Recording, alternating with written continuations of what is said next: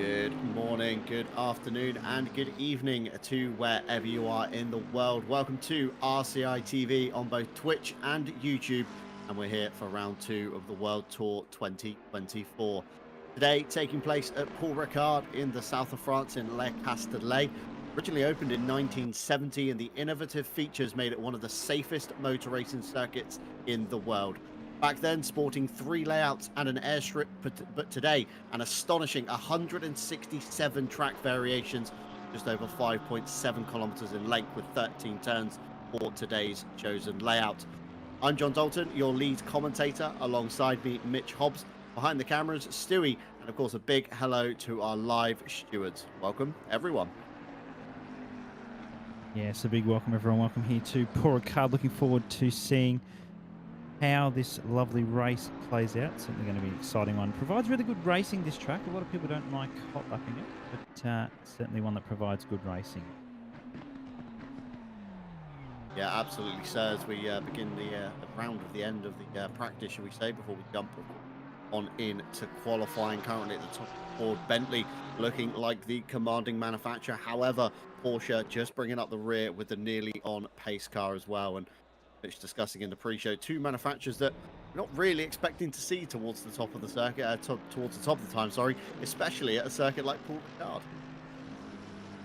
Yeah, absolutely. Seeing the Bentley at the top, followed by the Porsche, two cars that aren't the strongest in terms of the top speed and overall around a track like this. The Porsche, good. The old Porsche used to be pretty good here. The new one's still up there, not like the old one used to be, but certainly one to look out for. But of course, anything can happen in qualifying. So maybe we're going to be completely taken off guard, and there's going to be a McLaren. Yeah, we never know what's going to happen in qualifying, do we? Can Christopher Schreppen link the lap together successfully to put themselves towards the top? Of course, the nearly on pace group looking very quick as well.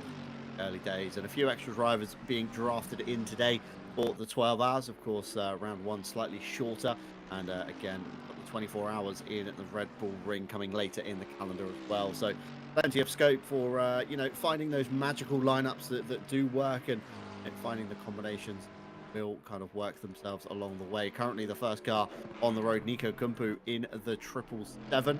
They find themselves in a two-team effort today. Nico and Joe Dorber both taken to the helm. Lots of teams with 3 to 4 drivers, but quite a few duos in the field, Mitch. That's going to make for some interesting stuff towards the end of the race. Of course, once you're kind of 10, 11 hours deep in a race, drivers are going to be slightly fatigued, but lineups with 3 to 4 drivers could be a little bit fresher in the way they attack the race. Yeah, I mean, two drivers, 12 hours is certainly a task and a half. Drivers with the 3 to 4 will have that advantage. 4 hours of driving. Some drivers you see do 3 hours in a row, depending on some drivers. Completely different. Keep an eye out for that. Anyone who's double stint, probably double stint a track like this, but I wouldn't go much further because you're certainly going to get tired after something like that. But for those that are driving the two-man teams, yeah, good luck to you. You're going to have a lot of fun, but you're going to need a good night's sleep afterwards. Yeah, plenty of seat time certainly going to be on the cards for the drivers that do, of course, do the old double stinting around the circuit. Riding on board here currently with the number 196, it's Maximilian Grossgesser at the wheel at the moment for the Pack 196 endurance team, and just navigating through the first sector of Paul Ricard. It's a very tricky kind of, looks simple on the face of it, but quite actually tricky when you get down to it, of course, as Joe Dorber expertly demonstrated as he overcooked turn 1, just braked a little bit too late, had to straight line. Of course, turns 1, turn 2, track limits on turn 2 through the next sequence of corners again. Turn 5 can pick up track limits if you're really pushing it, and out onto the Mistral Straight, of course, turn 7. Long drag down here. Of course, top speed is the aim of the game. The McLaren tipping 282, 283. Might just see 284, littering possibly slightly more. A dab of the brakes, downshift, throw it into signals, be very brave, but keep it the correct side of the white bollards on the left-hand side. And then this corner here, this is turn 9. This feels like it goes on forever. It's almost 2 corners in one. It's kind of out to the wide, cutting back in for the second half before starting back again for turn 10, opposite way this time, left again. Feels like it goes on forever. Such a slow corner, very easy to get wrong. And again, keep it the right side of the white bollards on the exit. Now the run down into the final sector. This kind of becomes a bit of a lake when the heavens open. There's lots of standing water need to be found on the apexes, and navigating through 12 and 13. Got to be good out of 13 because again, it's a long old run down into turn 1. You can really expose yourselves to your rivals behind. Gross-Gesser with a time of a 1:53.845. Brand next across the line, just behind to a second of the good, and Christopher Streppen in the background. In theory, go to the top of the board if the lap was valid. It wasn't, and Philip Engman with a good time for the nearly on pace car, and then Grant Willamot top of the board with a 1:53.5. So drivers probably going to be kind of getting used to the circuit. Mitch, top right hand side, of course the track is still fast, so still waiting for the circuit to rubber in a little bit here, so times could get much faster towards the end of the session. Really got to time that final run to the second. Yeah, absolutely. I mean, 53.5, fast track, 27 degrees. Good effort there from Willamont. Buchek just putting in P4, throwing in that high 53 there. Jordan Daly just coming around for the RCI esports team. No bias here from us in the comms box, of course. We're supporting everyone. Throw that out for the RCI team, but coming across the line, P602. Bad time getting thrown down though by a couple of other drivers coming across. Drivers appeared to really get a valid lap. It's the first proper just cold hot lap around, so see some more drivers potentially. But these trackers to sort of validate, especially around here. Sydney's just got to keep eyes through there. Just keep it on that right hand side of those little bards. Guides on the outside there, but Philip Engman doing nicely, nearly on pace. Very good team notes. Considering, I mean, they're almost on pace. Pretty representative of what's going on at the moment, but the car has looked nice and smooth throughout the rest of the session. Ferrari ahead those in way, so to keep an eye out for that. Verstappen though, round the final corner, using all of the turn in that Bentley's got. Nice. Coming across the line, what going to going P2. Wow, that's a really nice first lap. 53.565. Engman comes across the line, goes P1. Never mind, Willamot got out of my mouth. Yeah, so it's very fast times coming through at the moment, of course. Willamot now to the head of the grid again with a new time. De Jong in the 4.75, sneaking in to the top 3 as well, just ahead of Verstappen. Adam Dubil with a late gain for the Forza Italia PL team. And Gross-Gesser down in P6 there. Buzek, P7, and Sislowski in P8. Departure in P9, and Jordan Daly now shuffled just inside the top 10. Joe Dorwood's first valid lap was good enough for P12.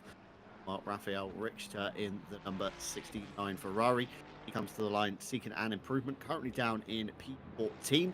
Does shuffle himself up nicely into P11 there. So lots of drivers we saw in the brief interlude jumping back to the pits. Mitch, of course, electing to take another fresh set of Pirellis. Again, small amount of fuel chucked on board, maybe to see themselves through towards the end. Of course, nearly a 2-minute lap. So realistically, with an out lap, you've maybe got 3 laps in the tank at most.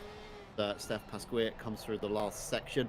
They've not got a valid time on the board at the moment for the Swiss RC entry, the 888 there as he runs towards the line, and he's seeking improvement. Does set a time, not good enough to gain himself from P26, but still not too far away from Adam Zick and Conway just ahead.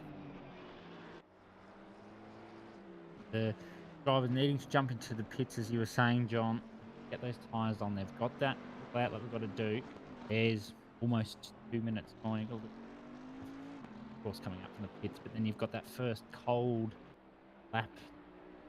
Get the tyres warm, zone, and then you've got those 2 final laps.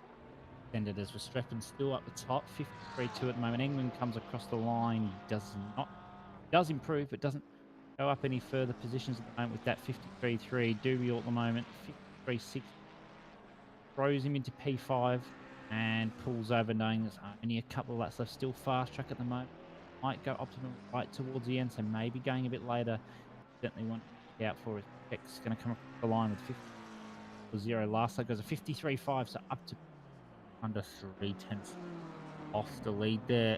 Davey Hill comes across the line, 4.2. That's time just slotting up into the top 15 there. So a couple of drivers in the 20 seconds come out. Adam Chick around. Nasty section here in sector 3. No one really seems to like that long hairpin coming through the final corners now. Wheelbarrow Racing Team in this race just slowed down. I think he's going to try and time this right. Get these last few laps in and really prioritise getting that clean air, getting held up, mate. Yeah, of course, you say there about the clean air is kind of crucial for the twisty bits. But of course, if you can net yourself to slipstream coming down the Mistral Straight, I believe it's 1.6 kilometers in length. It's a fair chunk of the lap spent at full throttle, and Steph Pasquier there with a much better time in the Porsche second lap, really coming to them up into P13 for the Swiss RC entry. But again, if you can get a tow down the straight, you know, maybe work together with someone, potentially see a good improvement in your lap time, providing they don't, of course, hold you up through the last sector. Christopher Streppen making a mess of that corner, pulling off to the side and coming back to the pit lane. I'm sure they'll jump back out if they can better themselves. Just not happy with maybe the fast lap that they've had there. Zglowski currently on a good lap as well, coming out onto the Mistral Straight in the BMW M4, the 669 Luna Rossa Racing entry, currently in P9. Again, Mitch, not many seconds to gain in order to throw themselves up a few positions. Also, Schatzler for the 969 reigning champions SPHE Motorsport, of course, back for another season. Didn't have the best of rounds last time out at, of course, round 1. SPH finishing 7 overall. So certainly going to try and change that around again. A few penalties along the way as well, which didn't help the matter. But again, focusing on round at hand. Zglowski through turn 9 they go, keeping it very tidy indeed. BMW M4, it's a nice platform to drive. It's quite a talky car, does pull you out of the corners very well, and super stable over the curbs, which is especially what you want at a circuit here. Flat curbs you can use, and tidy through the final sector now. Is it going to be an improvement for the Luna car? It's looking good on the first couple of sectors of the Delta. Got to get a clean run now out of the final turn, turn 13. Down towards the line they go. The 669 does improve ahead of the SPHE Motorsport entry, and again, not too much time to gain if they want to throw themselves forward another row on the grid. So a few times coming through now, I think, Mitch, really fast. Plenty of cars out on the circuit, looking very busy, especially through the first sector at the moment. Lots of blue cars as well on the circuit radar, which of course indicate anybody on a not a valid lap, or of course a outlap potentially from the pit lane. As we right on board here, looking at Jordan Daly's top speed. Let's see what the Bentley gets. Of course, the McLaren earlier on was at 284 before we broke 4 signals. 282, 83. Will we see? It's 82 before a break, a downshift, throw it in towards the white marker through Cygnus, a very fast corner. But McLaren's looking very good on a straight line top speed run compared to those Bentleys. Absolutely. Given the BOP that's being used, the Bentley's probably being given a speed than what it would have using just the default BOP. It usually hits tops at around 279, 280, depending on the state you did McLaren here. Probably 283, 284 reasonably comfortably here. Doesn't hit 284 like I thought. Hold 6, that's a brave move. I'd be shifting down to 5th for that exact reason of understeer. That's close for Buchek and D coming through. The nasty section just slides a little bit there. Doesn't want to bear on the car. Dorber now coming around the final corners in the 7 rebound racing entry. Lovely livery. It's nice. Just love that. Coming up final corner. The torque from Merc there. 9p. Moment improvement is to P15. Sneaked up there with 4.185. So the top almost 18, I guess you say, are within a second. So tenths matter here, and this is where you're going to get those positions that you look at. Dorber's just illustrated that now. Went about 3 tenths faster. Only got 2 out of it. Another tenth. Get him 1, 2. Another 2 tenths. Get him way up there. All the tenths going to be counting. Costinger coming across the line in the Swiss RC Lamborghini entry. Improve on that one. 4-2, best of 1 at the moment. So a little bit more maybe for them. They've got this last lap, and that's going to be it. So a couple of drivers going to be coming around for their final laps. top 5 within 3/10. So reasonably close. 6 even, very close. 7, 8, very close. And then gap a bit further down. Departier coming, really long left-hander. No one likes that. Like that livery again. Probably look pop of colour there from the yellow. Coming around the Aston though. An underrated car, the Aston. Nice turn, a little bit probably over slowed, but exit. Ooh. And what was that about? Strange indeed. Saw the car skip back to the pit lane, but still shows as circuits. Strange there. Philip Engman, meanwhile, through the last sector as well, seeking to an improvement for the nearly on pace crew. The 899, of course, ironically named, should we say, as they're the top of the pace, but quite on the pace, shall we say, as Engman navigates through the hairpin. Got to get a good run out of here. Not too much curb use. Don't trigger the TC too much if they are keeping it on. Running to the line, and it's a pole position provisionally for Philip Engman of the nearly on pace 899. Does Christoph Verstappen have an answer? Can Grant Willamot answer back as well? And will Busek be the dark horse in the runnings, of course, down in P4 at the moment? We're going to have to see how this final couple of seconds of qualifying will go. Richard Gasson for the number 190, currently down in P18.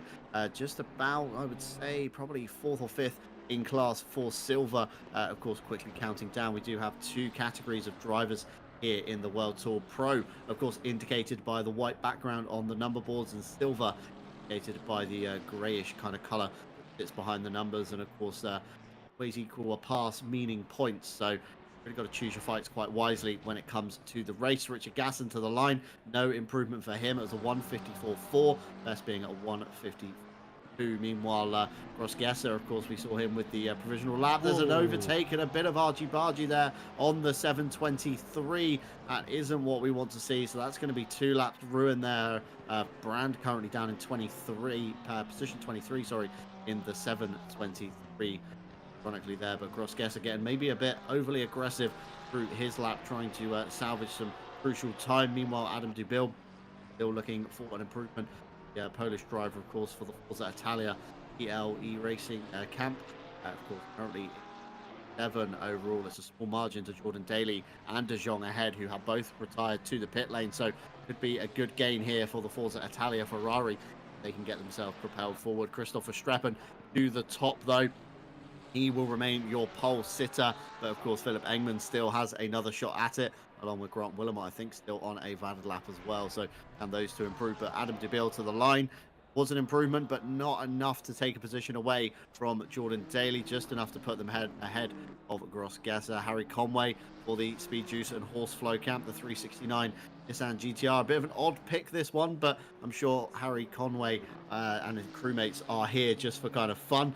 Conway across the line. It's a better lap, but not enough to improve. Busek comes back across the line for the RCI Esports crew. Again, an improvement, but not enough to take another position away from Grant Willamot, who, of course, finishes their lap as well. So, exciting qualifying there. Lots of manufacturers' variation towards the front of the grid, Mitch. Of course, we've got the Bentley on pole, fastest in the middle sector. We've then got the Porsche, which is fastest in first and third sector. So, again, it's different platforms, 2 kind of advantages across a lap. Then got Grant Willamot, of course, in the BMW M4. Busek in the McLaren Aston Martin in P5 before we see a repeat of the manufacturers of Bentley in 6. Adam Dubil, P7. Gross-Gesser, P8. Lowski, P9. Lowski rounding out your top 10. Got lots more cars down below. Mix of pros and silvers as well. So, again, those guys are going to have to kind of very sensible how they are fighting in down the right-hand side of the timing table, the BOP adjustments for each manufacturer as well. So some gain, some lose, some small margins, some bigger margins. So in the realm of course, trying to get the cars that little bit closer for the 12 hours today. Absolutely. It was an interesting thing to note just towards the end there, John. The track did actually go optimum. So those that actually may have come into the pits that little bit later towards that 5 or 4 minute left mark have really capitalized on having that a little bit more grip on the track. Of course, it's probably not what we'd call full optimum, where you have maybe even a 52 in there, but the drivers really couldn't ask for more. Verstappen did really nicely just to put it on pole. England was right there with him too, within half a tenth. So going to be some really good racing here, I think, at the start. Hopefully, nice and clean. And I've probably gone and jinxed saying that. But this is always a track that really promotes that close, tight battling, especially down the straight. You're going to see cars that are in the slipstream really using each other. The Porsche's going to need that. The Bentley won't now that the BOP been taken out. It's got 28 kilos off, so that'll help it down the straight a bit. Just going to see really nice. Just got to be careful through Sydney's. That's a big one as we see John take us through the lovely standings we've got up in front of us. Yeah, of course, championship standings currently after round one. Of course, all penalties have been closed out. So this is how the teams will sit coming into round two today at Paul Ricard. It's RCI Esports Blue on top with the 769 entry. Of course, your pole sitter for today. Nearly on pace, just behind them on 58 points. And then the RCI Esports Yellow Car with 53. They're currently on P4. Then got Forza Italia PL, of course, Adam DeBille there, P7, currently on the qualifying with 48 points. RCI Esports Red with 44 points. Stone Cold Racing, of course, 316 up in P3 today, so they could be netting a good haul of points come the checkered flag. 40 points. SPHE Motorsport, of course, last year's reigning champion with 37 points. Team Monkey Racing with 34 points, and RPMS Simsport with 28. Then got RCI Esports Pink in P10 with 25 points. Rounding on to page 2, of course, Rebound Racing Seniors with 23 points. Triwell Sim Racing, with 21 points. First of the Swiss RC entries in Pro with 19 points. That's the Porsche. We then got Luna Rossa Racing with 17 points. UA Amateurs XQVR with 15 points. And I'm going to butcher this team name, Die Lungestein 4 with 14 points. Team Year 1 has signed out along with Austrian Motorsport 1. They will take no further part in scoring. Move on, of course, two championships we mentioned earlier on in the qualifying Pro and Silver. And this is how your Silver standings start. Of course, Steady Start Racing with 65 points, tied with Left Hand Racing already after round one. So super close in Silver already. Onit Esports with 53. Dutch Sim Racing Team with 48. Then got Rebound Racing Juniors with 44. Swiss RC, the second of their entries, Lamborghini Huracan on 40. Dropping the Hammer Racing on 37. Wolfpack Racing on 34. QRT Esports on 31. And Wheelbarrow Racing on 28. Rounds out your top 10 in Silver. On to the second page. Sim Racing Team, very simple name indeed, with 25 points. Stone Cold Racing with 23. ACC Vlanderen with 21. DGSR Team 190 with 15. And Austrian Motorsport yet to score in Silver. And of course, Speed Juice and Horseflow a sign up for today. Yet to score overall standings. Luna Rossa Racing and Simulation Esports have signed out and will take no part, which is a shame, but things do happen. And when pre-qualifying was drawn, we did have 35 teams reach split 1 and another 35 down in split 2 as well. And category, of course, Pro and Silver. Split 1 containing only the pros and the silvers, and AM drivers found down in split 2 as well. 18 teams in split 1 achieved pro status and 17 in silver. And the top 16 of the pro category, Mitch, when pre-qualifying was drawn, covered by 0.6 of a second. So very, very close indeed. And of course, close here on the qualifying results. And, it's going to be a test of longevity today, Mitch. It's going to be, who can. It's going to be a battle of the track limits, isn't it? More than anything at Paul Ricard, of course. Drivers getting very greedy with the limits they can use. Of course, nice smooth paved areas everywhere here at Paul Ricard, as we see on the B-roll. Wait for the server to start. Of course, drivers coming in to the server now, and server restart, of course, for the limited tire sets is another thing we haven't touched on today, Mitch. Just 8 sets of Pirellis for the 12 hours. Yeah, I'm certainly looking forward to that one. The tyre wear was something I did actually have in the back of my mind for these drivers. But one thing we were talking about in the before going live, John, was the probability of rain, and it's don't know if those numbers were given out to the drivers, but we have been told But that is the probability of rain over the 12 hours of this race. So it's good. Really looking forward to that. I think the drivers are probably looking to actually have some rain so they don't have to use those 8 sets over those 12 hours. I mean, going to be some good racing overall, and keep an eye on their fuel, keep an eye on the slipstream and all this fancy stuff. So hopefully the drivers can just keep their heads cool for the 12 hours, be able to drive to the conditions if it does rain, of course, even if with a 40% chance it may not rain. So we'll keep an eye out for that one and see how it all plays out for these drivers.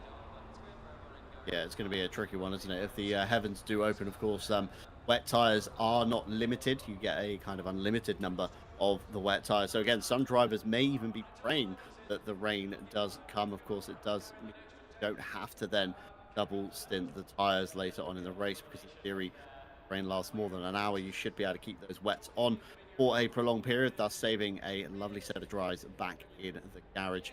Server restart is happening, of course. We are back live with you guys on at least.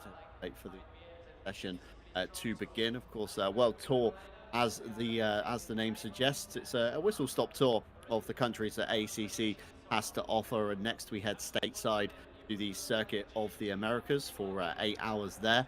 Or the big one on the calendar, Red Bull Ring, June 8th.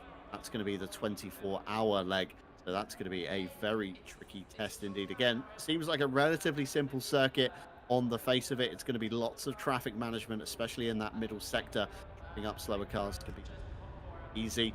Before we round off in Imola, that's on July, the 1st of July actually, for the 6 hours there. So quarter of the races coming up for the drivers, and fantastic display of custom liveries on offer today.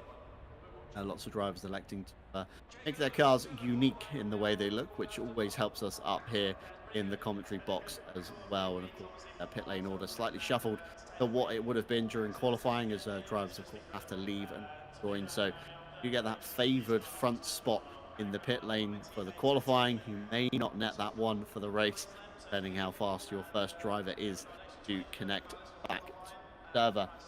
Just want to say a big thank you to all of those in chat today. YouTube chat is certainly a busy one this afternoon, and Twitch chat, of course, don't forget we are live on both Twitch and YouTube. That's RCI_TV on Twitch as well. Big welcome into all of you. Ash Bibby with the £5 asking for an uwu. So uwu, there we go. Ash Bibby been pestering me in the chat for that one. CBO Sim Racing in with us as well, and Johan Larsen as well on that one. So welcome into you all. Hopefully you enjoy your stay. Of course, we're going to be bringing you the first 4 hours essentially, and the last 4 hours of the race, the kind of middle part. We won't be bringing you not enough people to get involved with it here at RCI TV. But if you do want to get involved with us here at RCI TV, it's a perfect time to head on over to the Discord and check the staff vacancies board, where of course you can find the job descriptions today that we have on offer, alongside the stewards, the broadcasting, and of course the commentary. If you've ever fancied dabbling your hand in any of those, then get yourselves involved. Ash Bibby did, and look where he is now, one of our kind of lead broadcasters, shall we say, and even turned event manager alongside Kevin Boss as well, as we final kind of half of the grid down the pit lane, parked up very nicely. Nobody, Mitch, wanting to go out, of course, with the limited 8 sets. They don't even want to touch a set during this little practice session. They're just happy to sit on the pit lane and just wait for the race to tick around. Yeah, absolutely. The drivers will be just sitting there, maybe just finalising their strategies, finalising their setups with the team, and just working out who's going to be driving that, that second or third stint. They probably already have their first driver in the cut, maybe be the person who's joined the service. So we'll have to keep an eye out on that one to see if there's any real changes. I can't imagine there's probably too many. I reckon a lot of the drivers who would be driver one, probably the ones starting the race. We may have some other drivers who can't make it this evening at this first half of the race or things like that. So drivers just going to sit there, or at least them sitting there. We get to admire the liveries. I think I saw one team start to drive out, and they probably realised that they've only got limited to 8 dry tyre sets. Of course, with the wets, we can't put a limit on those because get many as you like. So the drivers will have their fingers crossed that it's a bit of an easy one. I did actually notice, whilst we were going through the upcoming track list, John, that I did see that a common recurring theme in the upcoming ones with Coda and Imola and Red Bull Ring, probably track limits, and especially here at Paul Ricard, as you said before, really one to keep an eye out for. It's certainly not easy, and nice to be touring around the world, and we're certainly touring around with the world with a couple of these team names. I see the team of Delistigan had your tongue a little bit tied there, and I think a couple of other little ones in there, some fancy lettering that might have us in the comms box thrown, but we'll do our best. We don't speak multiple languages here. Well, some of us do, but we don't. John and I aren't that special. Yeah, absolutely. So, I mean, always getting caught out with, surnames, team names, you name it. We're going to trip up on it eventually. So we're doing our best. If you do want to correct us on anything, of course, just pop it in the chat, and we'll do our very best to fix that on our side now. As the practice session currently 35 seconds or so to go before we'll flick over to the race, and of course the lovely kind of semi-clouded skies, should we say, at Paul Ricard during this session could change, as Mitch said earlier. Of course, chance of rain happening today. Again, anything can happen, and a real curveball in for some of these teams. You've got to bear in mind, has the car been set up, of course, for the dry predominantly? Has it been set more towards, if the heavens do open, a more mixed kind of setup, so a good balance between wet and dry? And I can't imagine anybody's going to elect for a full wet setup today, because 40%, just under half, should we say, for the weather, as we do, of course, change session there, and you see the clouds have rolled in ever so slightly, although the in-game forecast is still saying dry for the next 30 minutes. So when the broadcast does go live, of course, and the HUDs come on and we have the timing gate in the top right-hand side, you'll, of course, find your weather forecast the next half an hour. So that will update regularly through the race, so you just have to keep your eye on to see what will happen there as the grey skies have rolled in now. So the plenty of teams thinking, oh, should we be picking maybe a little bit more of a hybrid setup? Should we add a click more wing? Would we make it that little bit safer for maybe the less confident team members? Lineups today, and in the grid walk, of course, good range of manufacturers to the front end of the grid. Of course, Bentley on pole alongside the nearly on pace Porsche, BMW, of course, Grant Willamot in the 316. Then got a McLaren thrown in for good measure as well, and then an Aston Martin. We get back to P6 before seeing a repeat of the manufacturers, that being for the second of the Bentleys. Of course, Adam DeBille in the Ferrari. We then got the kind of gang of McLaren, should we say. Of course, the 196 just ahead of another BMW before two more McLarens on the row behind them. Have to go about halfway down the grid before we start seeing a couple more Porsches. Of course, the RPMS SimSport 707, they're down in P12. We didn't see all too much of them on the broadcast qualifying before ACC Lander and car, the number 2 Aston Martin, down in the mid-pack as well. Ferrari and a Porsche alongside. The only Lamborghini in the field today you'll find down in P16. That's for the Swiss Sim Racing Crew. We walk past our training champions on the right-hand side there, the SPHE Motorsport McLaren. And again, we've got all the Ferraris, Mitch, gated towards the back of the grid, almost another gaggle of them.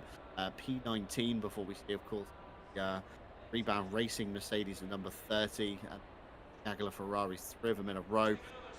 2 more McLarens, and then at the back, Nissan GR, and Harry Conway and Billy Octane just kind of picking it for fun, I would say. If I know the two very well, they're going to be here just for the fun of it this afternoon, and we see how far we can get the GTR up the field. But I'd like to certainly see them in the midfield, really sticking the GTR to some of these more meta kind of favoured pit cars, should we say.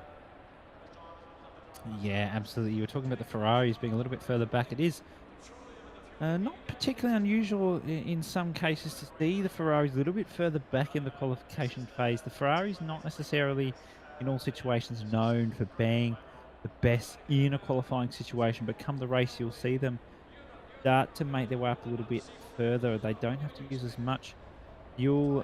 Wow, that's a great quote on the back there, laying that pipe. I mean, that's fantastic. They are certainly having a good bit of fun in that Nissan. That's a lovely livery too, as we look from the back down straight to the lovely grid lineup. Drivers finalising their strategies, their setups, their fuel calculations. Anything they can do gives themselves that advantage. The Ferraris, I would already believe, are at a bit of an advantage because they don't use as much fuel. Same with the Lambo. Porsche's a little bit further up there The M4 is going to struggle a little bit. It uses quite an amount of fuel in an endurance situation. So we'll see how that plays out for those drivers. But I just can't wait to see the lovely long straight down Mistral on lap one. That's certainly going to be one to keep an eye out for after that sector one.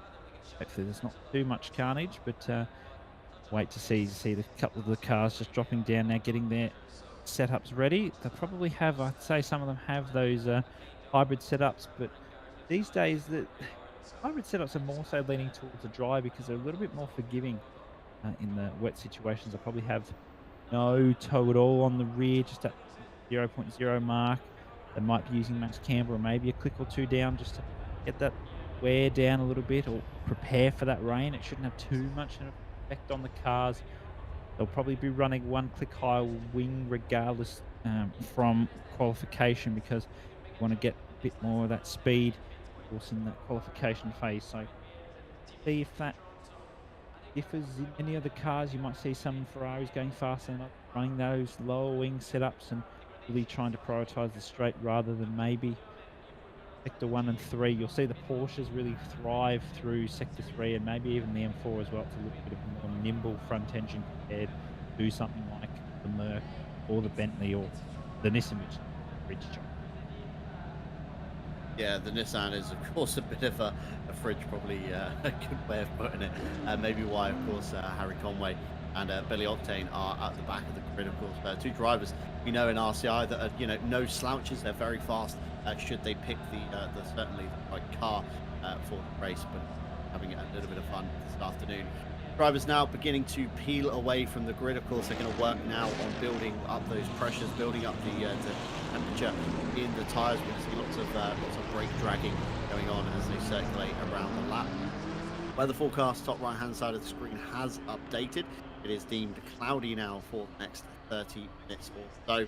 Wind very low, no kilometers an hour being registered, but there is a slight wind at least being registered on my end, but not too much to negate, of course, blowing the wet weather in, should we say, here today at Ricard. So we might see some consistent conditions. Of course, it's just past 11 o'clock in the morning here in game time. 27 degrees in the air, 31 degrees on the track, and we of course have 12 hours on the clock. So of course we finish in theory roughly at 11 o'clock at night game hours. So you're going to want to, Mitch, the drivers have to double stint. The early days, of course, the tires, the temperatures are quite high. Tires are going to be worked quite hard in the opening lap. Of course, lots of dirty air, people racing in packs, racing close together, loss of aero grip through the corners, so the tires have to work even harder to achieve the cornering speeds that these drivers are going to be kind of throwing at them. So it's almost better, isn't it, to mark down next to you on a piece of paper or in discords or chats, and just what tire set has had what abuse. Have they spun? Have they had excessive curb use? And then at the end, when you get near the end, of course, doubling back on those tires when the temperatures are much cooler. Of course, the hottest point of ACC is normally about 2-3 o'clock in the afternoon. After then, temperatures begin to fall. So should see, in theory, all 8 tire sets being used up very quickly for the first 8 hours, providing it stays dry. And in theory, once the sun goes down, or what little sun we do have goes down, temperatures fall. In theory, drivers should then start double stinting them. But drivers going to be brave and trying to throw a curveball in there to try and get the double stints out of the way, in the early days. So when the cooler temperatures come, are they then going to have fresh Pirellis to then really attack the circuit and make the most of those cooler temperatures? Because you'll know in ACC, of course, temperatures equals cooler faster lap times. Yeah, too right, John. And I think it will be an interesting one to see how sort of the tyre strategies planned out, because sort of a common recurring theme in ACC that sort of dry, especially with these weather conditions, it's sort of drier in that afternoon, but coming towards the night, especially getting into the night, it really starts to throw the weather into a curveball. It will rain for 30 minutes and then dry in 30, and that'll have the driver's strategy all over the place, and we'll have to keep an eye on that, because some drivers might even jump on the dries if it goes wet and try and offset the strategies a little bit. But they're getting a little bit later. Of course, we're only going to get to we could get to that 11 p.m, but that's way later in the race. The second part of the straight even towards the end, so we'll have to keep an eye out for that one, John, as we come to the race start. This is going to be a very exciting one. Yeah, going to be very exciting indeed. Of course, we've got Bentley on the front row, Porsche alongside Turbo versus NA. Once the green flag drops, who's going to get the better reaction? Going to have the better run down into turn one. Of course, we'll have Christopher Streppen on the inside for the first turn, which will then become the outside for the second turn. So can Philip Engman, of course, make the most of turn one and find themselves up the inside of turn two? Time will tell. Now cars begin to stream out, of course, of turn 13 towards the line. We're going to wait to go green here for round two at circuit of Paul Ricard for the World Tour 2024. Green flags wave, and Christopher Streppen is off to an excellent start, but Philip Engman is with him. Can he use the brakes of that Porsche to try and swoop around the outside? I think Verstappen has done just enough, covers off the outside line into turn one, and very nicely indeed. Looking in the back, we're 2-3 wide in some places. Through turn two we go. No cars using the escape road at all, but the bollard on the inside of turn two has already taken a full one. It's normally clean through the first couple of turns. This is where it begins to kind of all unravel down to turns 4, 5 and 6, and again we're still 3 wide in the mid pack, but drivers keeping it very clean amongst themselves indeed. And through turns 6 and 7, it looks like the leading two have broken away. Christopher Streppen leading Philip Engman, but Engman close enough to make the advantage of that slipstream. We're side by side coming out onto the Mistral straight through turn 7, and the pack racing has already began forming, Mitch. Yeah, absolutely. That Bentley's going to give Engman the slipstream that's looking for in that Porsche, but we've got 4 cars all in the slipstream here. Ferrari popping out. This is a nice one. De Jong's just at the lead of that pack. So hopefully we'll hold back. And we see McLaren down the inside there on Willemont. That's Buchek doing a nice job overall. Cars too wide down Sydney's, but a nice one overall. Car going a little bit wide. Aston, that's De Jong just having a little bit of one. Ross Guesser's down. Oh, De Beel's off the track slightly. He's going to come back and rejoin. Doesn't want to make too much of a hash out of it. Does nicely, no real incidents. De Jong a little bit wide though.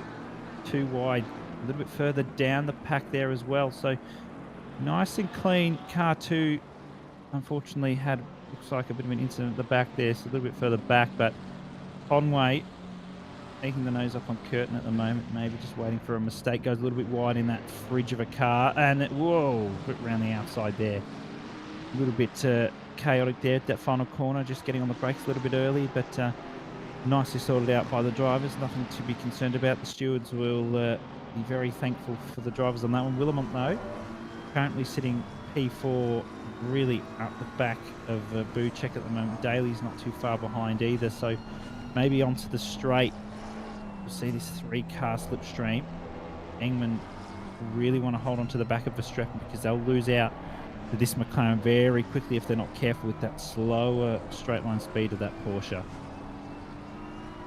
Yeah, we know the Porsche, of course, not always the best in the straight line, although with the BOP adjustment, of course, Bentley losing a whopping 28 kilos, 12 kilos being lost out of the Porsche, so in an attempt to try and grab the two together, and certainly in the qualifying, one lap hot pace, certainly was very close indeed. Meanwhile, Anthony Castinger coming under fire this time from Joe Dorber. This isn't actually for a class position. Meanwhile, towards the front is Jordan Daly on Grant Willemot coming down into turn 8 of Cygnus at the top of the Mistral straight. Side by side they go, and very clean, very respectful. The room was given. Daly's going to have the inside line now for turn 9. Up the inside, swooping through he goes, and Blowski trying to have a stab at Adam Dubiel as well ahead, and oh, that's the SPHE Motorsport car. They're very wide in turn 9. Boris Bitteralf currently at the wheel of that machine, and Joe Dorber didn't have anything to give Anthony Castinger, even with the slipstream of the Mercedes on the Lamborghini. The Swiss RC car still holding their own. Of course, Silver and Pro drivers battling out in the early stages of this race. Of course, that should all, in theory, equal itself out once we get through the driver cycles and the driver lineups in those teams. So course, Joe Dorber here stuck between two silvers. He's not going to gain any championship points by overtaking Costinger. At the same time, he's not going to lose any by letting Grim Lilith pass in that Ferrari behind. So, you know, it's Verstappen to lead Engman, Buzek, Daly now. So it's looking like an RCI top 4 near enough with the nearly on pace car in the mix as well. Grant Willamot just behind those guys. De Jong in the Aston Martin still keeping them honest, although 1.2 seconds. He's going to lose toe from the back of that BMW and potentially come under fire from Gross Gesser in the McLaren just behind. We know that car can reach 284 kilometers on the straight. So if I had a McLaren behind me at this stage, Mitch, I'd probably be trembling in my boots that it's just going to go sailing past once we get out onto the Mistral. Yeah, absolutely. If you've got a McLaren there, you might be in a world of trouble, especially if your name is Mercedes. In a big trouble. That car's never had the best top speed, especially around here. It's better at some tracks. Jordan Daly now just looking around the outside of Buchek, going to go too wide. Had the slipstream's gonna get that one done, but Buchek's going to stick back and see if any sort of move can be salvaged. Stuck the nose out, but decides otherwise. And another RCI team. So oh, Richter though down the inside of the 888 car gets done. That Porsche straight line, just really letting it down there, as you can see, even with that BOP. Oh, Ferrari, they're all trying to get back in from the track limits. That's a dangerous move. If you've got a car on the inside, you've got to be very, very careful. You can see a couple of cars, oh, down the inside. Catalytics goes down the inside. Can anything be done? Gets a nice exit. The Porsche might still stick it there and tried. Got Hill behind as well now. Davey Hill's just picking up on that Porsche very nicely. That Porsche's had a rough Mistral straight there, the words I was looking for. Just losing out that position to Richter and Catalud as well. Stuck through, and Bernardinis is also fighting, and McLaren's got that Nissan Conway behind. It's all happening here, John. Yeah, it's all happening indeed. Lots of packs beginning to form as we ride on board, of course, with the Speed Juice and Horseflow car, the number 369. Of course, the GTR, not always a standard pick for a lot of people in ACC, of course. Fun being had by Harry Conway and Billy Octane this afternoon. And I believe a while ago they actually up in real life to complete an endurance race on the same sim rig. So live driver swaps were happening, I believe, at Billy Octane's house. It was quite an amusing thing to watch over on their Twitch channels, but they definitely made it happen. And no stint timers were breached, or maximum drive times were breached during their efforts. So kudos to them. But back once again, the 369. Let's have a ride on board down the Mistral Straight. Let's see what that fridge of a GTR can accomplish. Of course, we know that it's normally a bit of a monster in a straight line when it did race in the real world series. As we have a look here at the Motec data, it's even got a decimal point, so we know exactly how fast we're going. Of course, we've got the toe of the Ferrari 296 ahead of Bernardinis in the number 104. And with the slipstream, we're up in the 288s, 289s. We might even see 290, not quite. Harry Conway there lifting out very sensibly before getting the overlap on the Ferrari. Meanwhile, Team Monkey racing on Swiss RC. This is into turn 9 at the moment. Badowski has lost the position, I believe, actually. The number 45 was up in P13. Costinger is now, P12. Costinger is now in P12. He can set his sights onto the back of Tom Shipston. So something's happened to the number 45, and going to be a bit of breathing room for Joe Dorber as well. Of course, Joe Dorber in the same class as the number 45. If they can make the overtake happen, of course, that'll be a gain of points.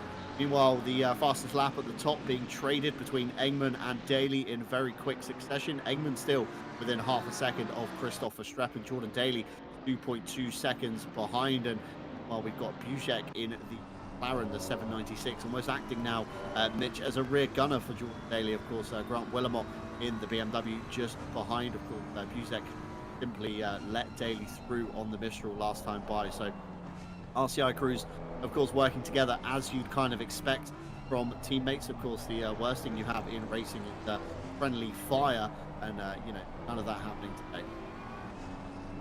Yeah, absolutely. Buchek's just going to be acting, as you said, that guard for Daly. Willamot's going to need that slipstream on that McLaren if he wants any hope of trying to get up at least even side by side. De Jong is sneaking in here as well. Gross Gesser's there as well. De Beel's there. Bitteralf a little bit further back on that train of many cars. Dove was there as well, trying to get that slipstream on Badowski. Doing so very nicely. on the inside. I'm surprised that Merc actually has the speed, but it might conk out in a minute. It's the side draft. Did conk out there, but snuck back in nicely. Is it going to be able to hold it around Sydney's? I'm not sure. Or McLaren holding speed nicely side by side. Really good racing. You've got Lilith as well, so sneaking up on this, and maybe down the inside Lilith can go on Badovsky if something can happen here, but no. Oh, a bit of a tap, but keeping it together nicely. Badovsky's held on to that one from Lilith, but Dove has gotten through very nicely. Needs to really hold that one. Now Willamont, really nasty position. Buchek ahead, De Jong behind, Gross guesses there as well. DeBeel's trying to sneak up. This really close battle. Buchek's going to need to do everything in his power to really hold off. And we see De Jong getting that straight line. This is going to be a nasty one. Willamont needs to move across to give that racing room, and does. And De Jong just sneaking in front. Almost going to be pushing off Willamont any tighter, but does so very nicely, and this is giving Buchek the rest that's needed. But that Aston's going to have some really good straight line speed to catch up to that McLaren, so going to have to keep all eyes and ears open for the cars behind this really close battle of four, and even Beale's now in on this because of that little battle. Jablowski's there as well, so doing nicely, these drivers. This is a really good battle. This is why we love Paul Ricard. Yeah, like we said in the early stages, of course, it's a bit of a boring circuit. Most drivers hate it for hot lapping, but it does provide us with some fantastic racing, especially, of course, the slipstream down the Mistral Straight, keeping all cars relatively close.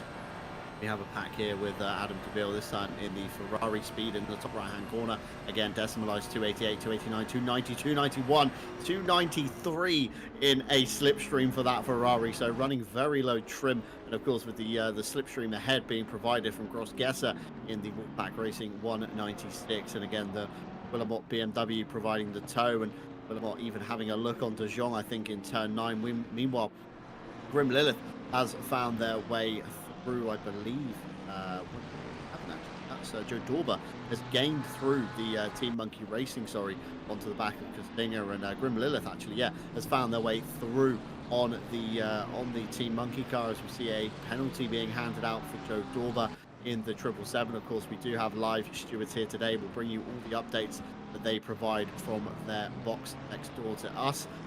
They'll, of course, back of this train, having Gross-Gesser ahead, Willamot and De Jong ahead of them. So a bit of a four-car pack forming here, and if they can work together, of course, they might be able to propel themselves towards the back of Buchek ever so slightly at the helm. Aston Martin, of course, still in P5. Gross-Gesser did start alongside on the grid, although lost the position out to Willamot's BMW. 10 relatively close, covered by damage, probably under 10 seconds by this point. Yeah, absolutely. Gaps are closing and gaps are extending. 5 seconds either for Dorber, so and penalty there from the stewards, penalising that one. De Jong, though, it looked like a good run on the straight, all the way from Willamont. Gross-Gesser's going to get in on this action as well. The Beale's there. Bosky's a little bit further back. Bitteralf is a little bit further back from that pack ship than there. Costinger as well. So battle packs forming again. A little bit of a shuffle. De Jong, like if we make Buchek around the outside, if we can just hit this one, but I think McLaren's going to have that mid-corner speed, and I think De Jong actually backed out of that one. I think that was a smart decision, maybe trying to get a little bit of a better exit, maybe trying to line something up a little bit further. It's good to see sort of, whoa, a bit of a bump there though for De Jong. It's good to see that sort of the driver's mentality, sort of on the spot thinking. You can see, you know, maybe hitting the brakes a bit early and getting on accelerator early to try and get that better exit, like what Richter's almost just done there. He's getting a little bit almost later on the brakes and having to wait a little bit further on the power. Badovsky got on the brakes early, got the power on earlier. This is where we've got to go back and forwards with the opponent. Cadlud's a little bit further back as well. Davey Hill sitting there as well. So in the 888 Porsche, not too far behind this pack either. So a little bit of a mental game now. Settled in these first almost 15 minutes here, just trying to really get themselves nailed into this first stint. Get that tyre wear down a little bit. Would have been quite a high amount of use for a lot of these drivers, especially these ones fighting for this P5 position, even P4 as well. So hopefully a couple of these drivers can just keep it clean, try and avoid those track limits. I saw a couple of drivers through turn 1 on that one especially. Probably just go a little bit wider of those guides on the outside there. Sorry, turn 2, I should say. And I think we'll see some drive-throughs. You see McLaren there. Grossgesser's got a little bit slippery just on the exit there. And that's really going to help. I think that's even Shklowski round back there. That had a really good exit in the M4. And now we've got another slipstream train down the Mistral towards Sydney. Is De Jong going to get this one done? Oh, I'm still not convinced. I know Buchek's going to the inside again. De Jong knows what to expect this time, though. He's there a little bit earlier than he was before. And I reckon they're going to try this too wide. It's going to be a really good commitment from both drivers if they can hold this. De Jong, oh, he got a little bit scared of Buchek. Just came out a little bit wider than what he expected. But this is where Willemont could come back through, stick the nose in, but holds back very nicely. Yeah, Willemont getting very close there after the run through Cygnus, of course. Side by side, it's a big amount of trust to have between the driver on the inside and the outside. And I think De Jong there was a little bit too cautious of Buchek. Maybe thought he wasn't going to, give him enough room and maybe sensibly backed out of it. But of course, we've got pro on silver cars in that fight. The 796, of course, being a pro entry, and the 475 Dutch Sim Racing team, of course, is a silver entry. So there's no championship points to be exchanged there, and only going to drag Willemont into the fight. And of course, just behind him, Grossgesser in the number 196. So if you're not careful, it's going to be a silver fight as well, just inside the top 10 forming. Adam Dubil still at the back of this train though, with Grossgesser, of course, just ahead of him there, the M4 of Grant Willemont. So of course we've got the pros and the silvers all mixing it together, and I think De Jong probably surrendered the position to Buchek the first time by, just to keep it safe. He knew there was no kind of real fight to be had, and as long as De Jong isn't getting held up by Buchek, he should just hold station in theory and see if he can work himself away from Grossgesser in the number 196. We have been told by our head of race control today that we are through the lap 1 incidents as we ride on board with Philip Engman on the Porsche. Just want to see the top speed of this one. Of course, a tiny slipstream being picked up now from the Bentley ahead. Jordan Daly behind closed down a second. We last looked at that gap maybe 5 minutes ago or so. The Porsche 280 even struggling to hit 280 in that car. 279 firmly to the corner at the top of the Mistral, of course, turn 8 of Cygnus. So the Porsche would benefit very much so from a car ahead of it. But back to the stewards' reports. Not too many incidences to report on lap 1. Of course, lap 1 turn 2 involving the 50, the 196, the 500 and the 196. That was a racing in minor contact. Lap 1 turn 6 involving the 45, the 969. That was deemed a racing incident as well. Lap 1 turn 9 involving the 500, no further action. It was minor contact on the apex, but the only penalty to suffice out of this one, of course, the 777 of Joe Dorber. We've got a race replay here. This was lap 1 turn 13 involving the 777 and the 234 for avoidable contact. That's the Swiss RC entry being collected there, very unfortunately, by Joe Dorber in the 777, and a flash of the lights, I would say. Probably an apology on that one from Joe Dorber, more than, of course, a flash of frustration to sometimes see from the driver. So that was deemed a 5-second penalty for the 777 for avoidable contact. Looked like Joe Dorber just slightly misjudged where the braking point was. Of course, the pinch point of turn 13, everybody ahead checking up a little bit earlier than maybe usually would, of course, on a hot lap, and Joe Dorber picking his kind of hot lap braking point and realizing that there was a wall of traffic, and Engman this time by as well. Looks ever so closer to the back of Verstappen. Yeah, absolutely. I think Dorfer just got a little bit caught out. You just got to be that bit more careful on that one, as you were saying, John, just because you're surrounded by the cars. The braking points aren't the same. Cars are braking earlier to not cause an incident like that. So unfortunate there, but the stewards have deemed that a penalty, and I think that's fair enough. So that will stick. Verstappen, though, is in a good spot. The Porsche's not really catching the straight. Jordan Daly's trying to catch up with that Porsche. It was interesting to see it doing 279 with a half slipstream. That's a real nasty one. I reckon on that straight without that slipstream, they're probably doing about 276, which is certainly not going to be ideal for them. Of course, that probably increases the fuel comes out of that car. Let's just see how it plays out for them. They're getting really close, though, as you can see, in comparison to the Bentley, through the sort of the mid-corner where the Porsche can really hold its own, really a lot higher minimum speed through the corners, and that's where Engman's really making that time back that's lost in the straight. But unfortunately, oh, Costinga's round. Let's have a quick look at the replay on that one. I think just lost the rear, maybe a bit of a tap of the brakes. Oh, but the Merc avoided. Oh no! Oh my goodness! What an avoidance from all the cars around. That is a top effort to avoid that spinning car of Costinger. What an effort. De Jong, though, speaking of effort, still trying an effort on Buchek. He's going to have to just stick the nose in. No. Holds back nicely. Just tried to spook Buchek a little bit there through turn one, but Buchek's going to get the exit. A little bit too much curve from De Jong. This might even allow Willemot back in. Really wants to get back on this one, especially with Grosgesser behind in that McLaren. De Beel's dropped back a little bit now. That's not the worst in the world. De Beel could just let this one play out nicely.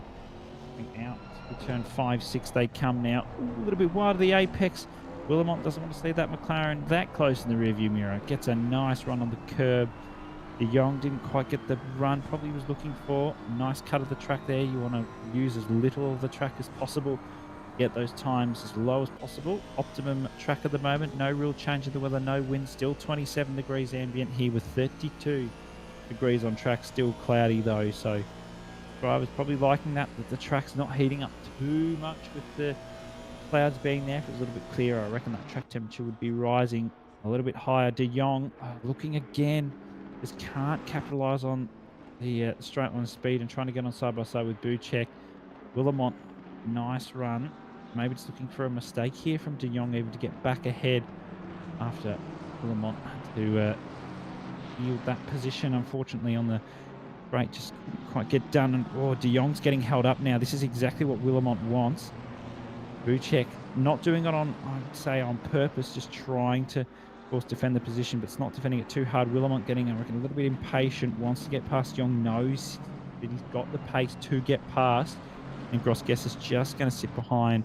I think that this one play out, and even De Beel's back in this one. Shklovsky's there as well. Bitterhouse about 5 seconds almost down the road, so no real involvement from them in that 969 car, but this is really close. Willemot, Grosgesser's got a good run. Don't think he's going to be able to stick it up the inside of Willemot. It's just going to tuck in behind nicely. They really should try and work together, these two, to really push themselves up to Willemot and De Jong. And Willemot and De Jong. Try again. De Jong and Buchek, and maybe even try and work themselves together to actually get past rather than have them both attack and potentially lose positions. Buchek using all of the track there as well through turns 3 and 4 up to 5 and 6 now they come. A little bit wide again for De Jong, maybe just struggling a little bit with that braking point. Aaron's doing nicely though. Aaron doing sticking with the back of Willemot's BMW just in the background as De Jong, of course, comes under, sorry, not De Jong, Buchek comes under fire from De Jong in the Aston Martin, once again going over towards the driver's right. De Jong this time having another crack at the McLaren. Towards the outside he goes, and I think he's got the overlap done and dusted this time, and Buchek maybe being a little bit more sensible, maybe lifting off, thinking he wants no part of this. Pace is still good on the Aston Martin. He's led a few laps now. Maybe Buchek just doesn't want to be watching his mirrors. He wants to, chasing down the Aston Martin, maybe working together with them. And this on your screen at the moment, we briefly saw them. That's Engman in a RCI Bentley sandwich. Catch a race replay here. This is down the Mistral straight towards the top end of Cygnus. Was Willemot on the inside, Grosgesser around the outside. He makes it stick. Willemot a little bit too cautious, and that could also throw Adam Dubil into the mix, but Willemot covered off turn 9 nicely. A big wiggle there from Dubil in the background, but gets it under control once again. So position changing inside the top 5 as well. But Engman is seeing double at the moment. He's seeing a Bentley out his windscreen. He's seeing a Bentley in the rear view of himself as well, as he finds himself between Verstappen and Daly in the RCI cars. And it's an awkward place to be, isn't it, in a three-way fight, Mitch? The car in the middle, because you've not only got to watch what the guy ahead's doing, of course, if you need to ever take avoiding action, but they need to be cautious of the guy behind to make sure he's not going to fire it up the inside as we reach break turn 6, the long right-hander. Engman's car certainly looks a lot quicker through the corners, but of course the grunt of the Bentley, I assume, just doing enough on the straights to keep itself honest. We can't really see the speedo from the Bentley of Jordan Daly. We've got the driver's net in between, of course, right-hand drive car, so some corners at this circuit will be completely obscured by the A pillar of the car, but Daly, of course, with the slipstream closing in on the Porsche. 283, 284, 285. We know Engman's going to be doing about 279, and I think Engman even lifted there very sensibly indeed, allowed Jordan Daly through. It's a Bentley 1-2, and it's an RCI 1-2 as well. 25 minutes into this 12-hour race, but Willamot again on the inside, on the defensive of Signas, and Dubil just not enough in the Ferrari to go around the outside, but Dubil certainly looking very racy as well on the back of this BMW, and with him, of course, brings Schilowski in the 669 just behind, so if Willamot's not careful, could end up losing a couple of positions here.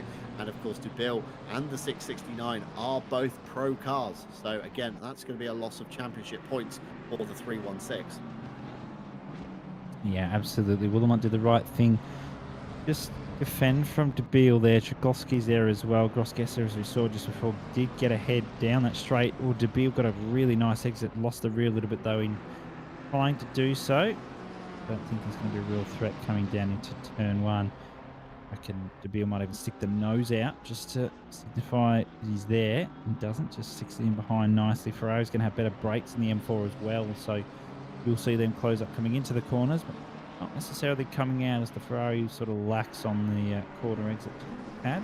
Also in the mid corner as well. So Maximilian Grossgesser at the moment, she's got a lovely rear view of what's going on here. Doesn't probably need to defend as much as he normally would because he's just under attack. Willamot's under attack from Dubil. So Grossgesser can just slowly pull away here, not really needing to worry about Willamot, even though Willamot going to try and do his best to get past and then cause Grossgesser to have to deal with Dubil. But otherwise, I think that's okay. Other than this battle, we did see just tick over before on the leaderboard that Shipston actually has just gotten past Bitteroff about a lap and a half ago. So that's a top 10 position there at the moment for Shipston.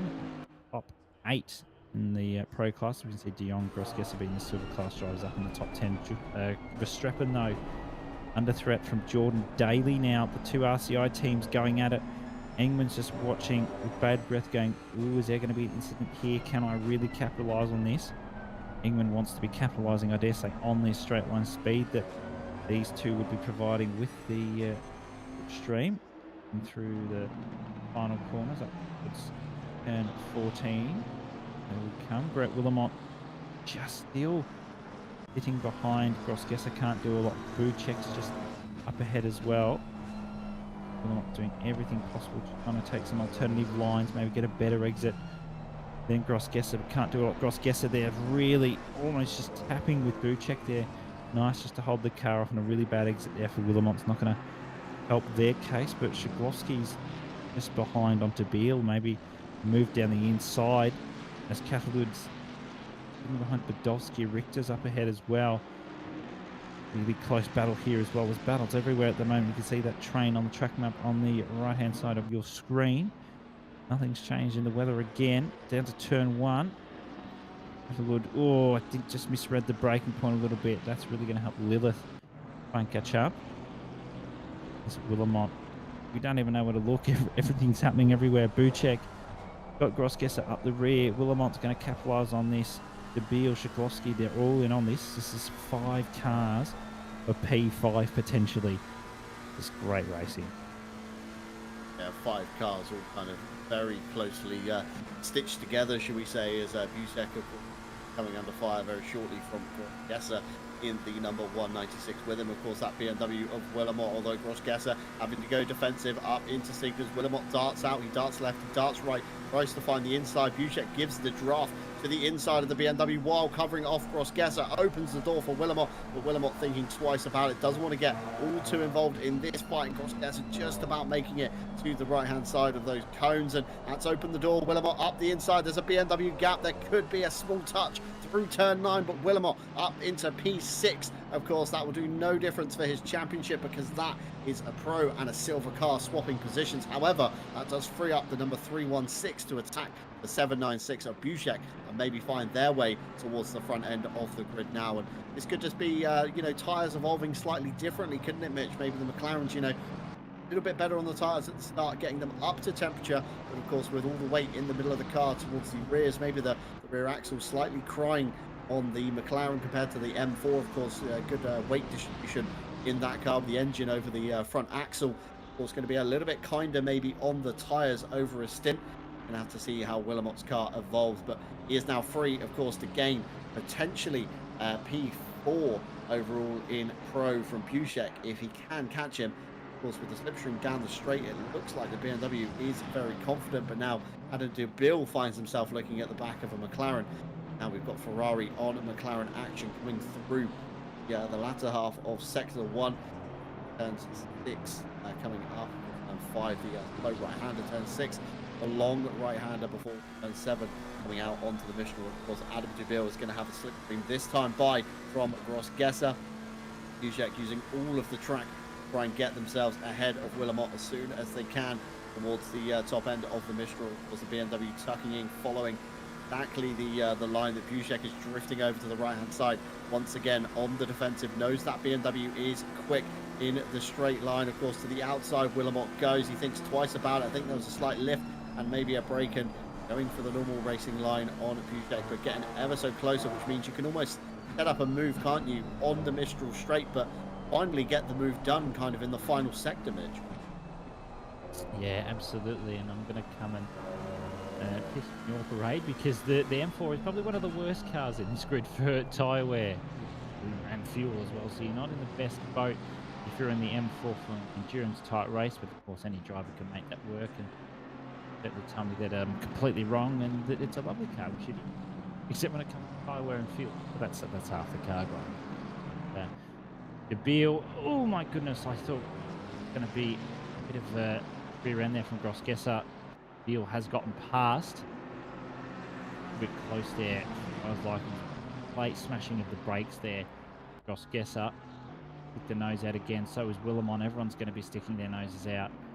Just holding it nicely. Dubil really just get the rear end of Willamont's car, a bit of a kiss through turn 1, 2. That's almost a warning, I dare say, for Gross-Gesser. That was really close on the limits. Coming down through turn 3 and 4. Getting the brakes a little bit earlier than the Ferrari, and expected the poor performance of the brakes on the McLaren on some of these tracks. But if you're Bushek at the moment, you're not in the best position. You've got 3 cars behind who've all got the slipstream. At least for Bushek's sake, he's in a McLaren, because that's a really nasty spot to be in. McLaren, the M4's got a good straight line speed down. You're not as good as other cars, or I dare say, in pack. Be as well. Oh, Jordan Daly. Oh, Verstappen's just let him through. Yeah, maybe some team orders going on there between the RCI camp. Possibly Daly, the quicker car, wants to try and stretch their legs to see if they can get further up the road than Verstappen, but with 3 wide this time going into Cygnus. Adam Dubil wants a slice of this one as well on the inside of Grant Willamot, and that's going to bring Gross-Gesser back into the runnings, but Gross-Gesser thinks twice, finds the McLaren-sized gap up the inside of turn 9. Willamot left hung out to dry on the high side, and once again positions are switching behind Bushek. We've now got Dubil leading Gross-Gesser, leading Willamot, and now Sisglowski at the back still, rubbing his hands with glee, thinking if something happens between any of these 3, he's going to net a very easy 3 positions as they're compacted very tightly into the last corners. They go turn 12 and turn 13, of course, with the hairpin. Gross-Gesser getting very close to the back of Adam Dubil's number 500 Forza Italia racing car. But the order switch once again, Mitch, and dang it, but Paul Ricard providing some fantastic racing here today. Yeah, we knew that going in. Not a track for hot lapping, but bloody good track for racing. Willamont trying to prove that theory now. Gesser's gotten through. Now Willamot in 4 buddies just coming through turn 2 now. Bailey, great, did get through on Verstappen on there. Let him through. And Willamot now is in probably another really good position, and so is Jablowski's the McLaren in front with the Ferrari and another McLaren. They're going to have some top speed here with this slipstream. They might even be able to move if they get the right run. A little bit wide. Buchek really seems to be nailing the exit off the straight line. That is key, especially in races. Get best run, get as far away from the car behind us. Little feels about to probably come and prove me wrong here. I don't think. Got to get close. Got to be close enough. Might try and make it too wide, and I think he will. Really wants that position off Buchek. Going to get it done. Buchek, I think, should hold this. Oh my! Beal got a little bit squirrely. He's going to have to come back onto track very rapidly. But that's going to be a warning to Beal. Does get through. I would be getting onto the stewards about that one. Oh, and a bit of a tap off the racing line. Gross has tapped Buchek off. There's going to be a steward's call on that one.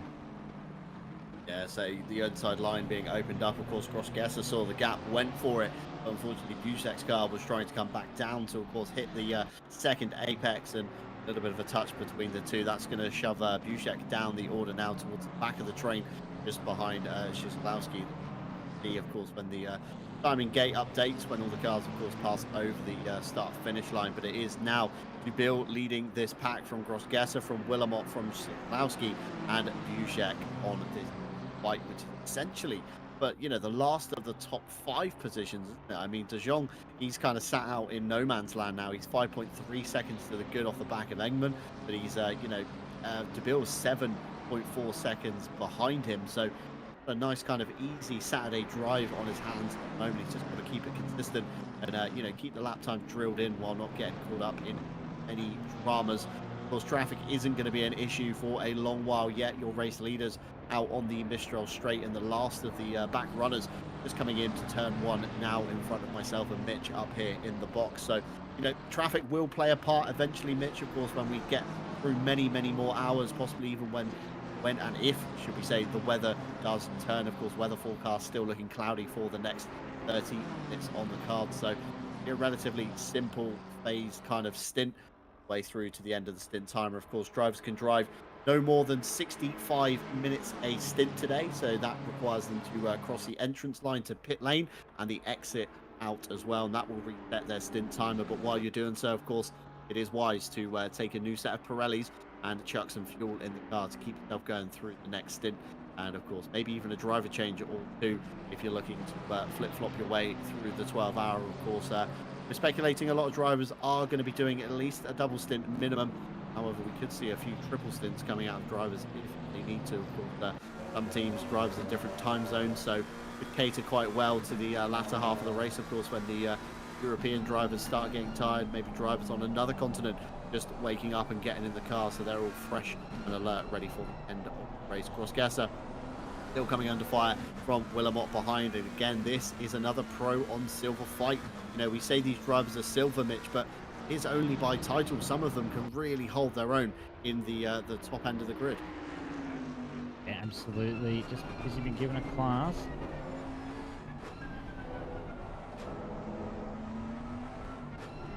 Class you're in, there's no other real way to put it, but Reppen Daly going at it again. How do you that slip frame to play from Engman? Engman's a really nasty spot. No slip now, bad top speed on that. Really nasty, especially with the Bentley. You've got to keep in mind it's got a believable amount of torque, so they'll pull away a lot faster out of things. They won't go so or coming out. You get on the power, you will pull away. I guarantee probably. So we even see that on straight here. 1.2 Engman was at the last sector, and now it's 7/10 just through that last sector alone, and that's mainly the straight line. Cars been given over a sort of a lap time period. Willamont now is just flying across so nicely to Beal there, and come to my attention. Beal's going to have a moment there that De Jong's actually taken fastest lap of the race as well. So out 4. Nicely, Szyslowski's kicked back there nicely. 20 minutes to the top of the hour, when the decent drivers probably look to pit, make those drivers, what John said, maybe chuck a new set of Pirellis on, or maybe they're going to go early and really use, maybe get that set of tyres on and save You were set for later in the race. Weather changes, those wet tyres, and save those dry sets of Pirellis. Down the front straight now. 15 as it's turn 1. 55.1 there from Willamont, best being a 54.5. So this reasonably consistent pace considering they're pretty much 40 minutes into this race. Tyre wear will really be creeping up on them. Offerwood's got Badowski up ahead. Richter's there as well. Dorber's going to be in this one, the front. The deep there from Richter to the inside of Dorber that I think pulled it up nicely. Contact really close. I was a little bit worried there might have been an incident, multiple incidents, someone spinning, but nicely held from both drivers. Winning the position here is Willamont again. Battle we'll probably look at coming into the next stint. See they come out relative to the other cars, because go for a bit, maybe a bit of an undercut if your strategy is going to allow for that come the end of the race, or maybe just go a bit further than you thought. Got that little extra fuel. Willamont though might be getting a little bit of less fuel usage upstream to really help them out. So I'm not going to pick up a whole lot over a lap, but if you do it over multiple laps, you might be able to save a couple of litres if you're lucky. Drivers every part of the track and try to back over. Yeah, that warning point behind Igniz. Ella2, sorry, I'll get there right eventually. Down the inside there, getting a little bit feisty. Richter was a Dovbar, Badowski there as well. Kalatu. Time. Badowski. Back. Lewis just sneaking in on the back of this one. Good close racing, I don't know.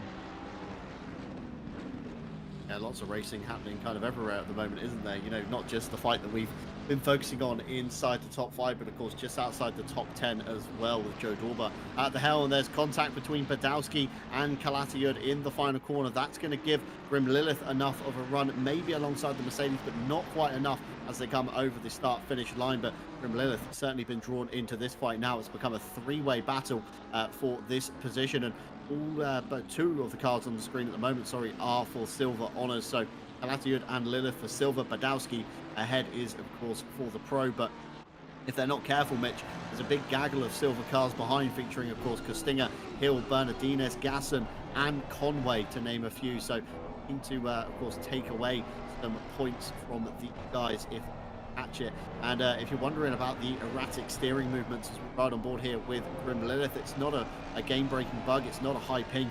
Grim is in fact driving on a controller and does so very well. I mean, just last night doing great honours in the Friday G2 season as we headed to Watkins Glen for that round.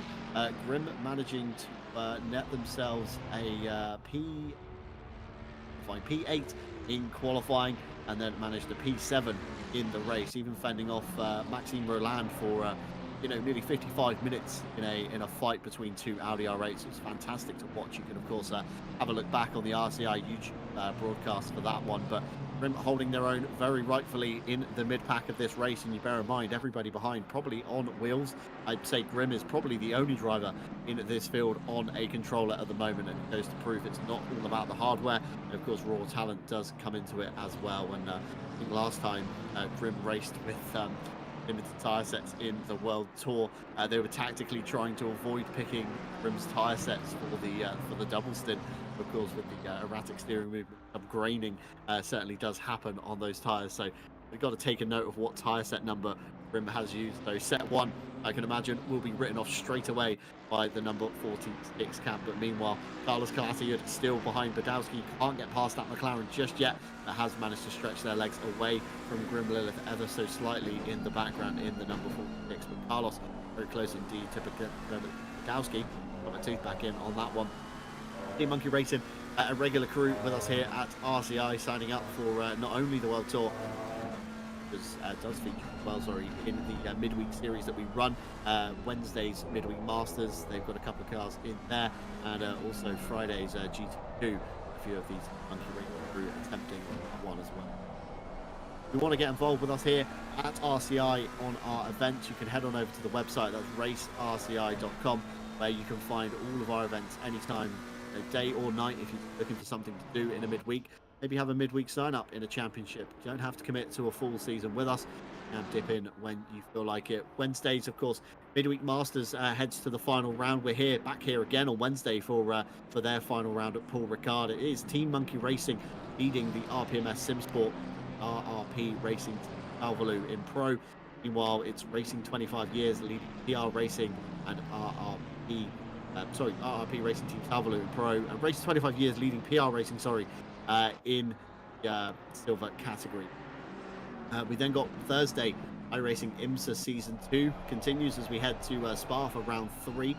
Friday, we'll see our continuation as well of the GT2 round 3 taking place at Silverstone with Jordan Daly dominating last night's race from Christoph Verstappen. So not only kind of inter-teammates with us here at RCI, but also battling each other solo on their crusade to the GT honours on the Friday as well. And interesting insight from Jesse Lee. Spoke to Jordan Daly earlier.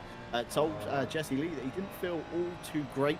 Didn't get enough sleep last night, and then proceeds to drive to the front of the grid somehow, Mitch, which kind of proves, what league these drivers are in. I mean, it seems very easy, doesn't it, to the outside world that, oh, you're just driving a pretend race car for X amount of hours. But of course, sims these days are much more strenuous than they used to be.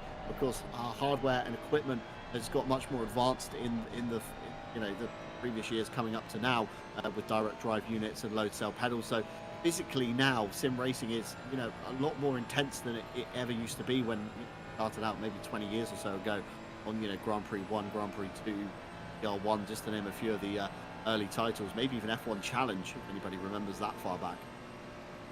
I don't even think I would have been alive at those games that came out, John, but it is certainly a more physical one. I know when if I'm in an intense battle or having a league race coming up, my smartwatch when I'm driving will actually think that it's exercise, which is, I find, quite hilarious. The Beal being stuck on by Ross Gesser, but nothing's going to come from that. Richter's trying to catch Dov, but got Badovsky and Kalatiud behind, so battles here still going on from before. Just holding in nicely. You were saying about Jordan Daly being allegedly not feeling the best, and now is currently League P1. I can tell you from a personal experience of mine, driving while ill is not good. I did a 6-hour with a team of mine, and I discovered I had COVID that night, and I can tell you that that's not fun. So I do feel for Jordan if he's still not feeling very well. That's not the best position to be in, and I hope that he does not need to double stint. Kalatiud did not get the best exit there. Grim Lilith, as we said, on the controller. Nice, smooth driving. It's lovely to see some smooth driving controller because it's a really tough piece of equipment to be on. Coming up to turn 1. Kalatiud's just going to hold on nicely. Badovsky's not too far ahead, so something going to happen here. Maybe a bit of a strategy change for one of these teams. We haven't seen anyone look to pit yet, and there's no real point in doing so. Nothing's changing in the weather, so there's no real need to maybe pit early. Nothing's really changed in terms of the temperature. It's only gone up 1 degree on track. There's no wind at all on this circuit, so it's a nice, clean racetrack at this point in time. Of course, that could change throughout the race, who knows, but Brent Willamont for the Stone Cold Racing PR in the 316 entry. Can't do a lot with that slipstream at the moment. Ross Gesser there. I think there was a little bit of a flash of the lights there as well. I don't know if that was accidental or not. Maybe just signifying, hey, I'm actually faster. It's just that I can't get past you on the straight. Oh, a little bit flighty there for Ross Gesser. Does nicely to hold on to it. DeBeal, I think, might have caught him off a little bit, so maybe Willamont's going to stick the nose out. Doesn't. Goes a little bit deep, trying to offset Ross Gesser's line. And just something a little bit different out, try and put him off a bit. DeBeal controlling this very nicely. He's not letting Ross Gesser through and forcing Ross Gesser back into Willamont. Willamont sticks the nose in. That's probably not where I'd be sticking the nose, but does nicely to just pull that one in. Going to have the best exit, but sticks back into P7 with many minutes to go. 7 hours and many minutes to go. I mean, we're not even 50 minutes into this race, and we've already had some fantastic scenes being brought to you here on RCI TV. An update from our live stewards. One incident to report so far. It's a lap 15, the back straight involving the 69 and the 777. 777, of course, and the 69 being Richter at the moment down at P12 and P13. Deemed no further action. Incident was noted, but no further penalty necessary. So students certainly keep their eye on one of those two cars there. Didn't say which number the incident was noted against, but again, 7 and the 69 being again. 777, of course, the 5-second penalty next to their name, that should be served at the pit stops in about 15 minutes time or so, as we get to the maximum timer of 65 minutes drivers. So cars should come down the lane with 10 hours and 55 to go. At the top of your screen, of course, that's the last time that they can come down the pit road. So we should start seeing them through at the 11-hour mark, depending how much these tires are screaming out right now between these guys. You know, you've got a lot of people in some clear air. You've got some not so in clear air, such as Carlos Calatayud here coming under fire from Grim Lilith up the inside into Cygnus. They go, the Ferrari to the left, Carlos to the right. Carlos very sensibly, I think, backing out of that one. Didn't want to, upset the number 46 all too much, set them free, and maybe they can open the door on the Team Monkey racing car ahead of Badowski in the number 45. Grant Willamot still behind Gross-Gesser, still nothing, giving up in this fight. Willamot is fast enough, isn't he, to stick with Gross-Gesser, but again, he can't find that, that magical gap that he needs to get past that McLaren. Or Willamot here is playing maybe a tactical game, Mitch.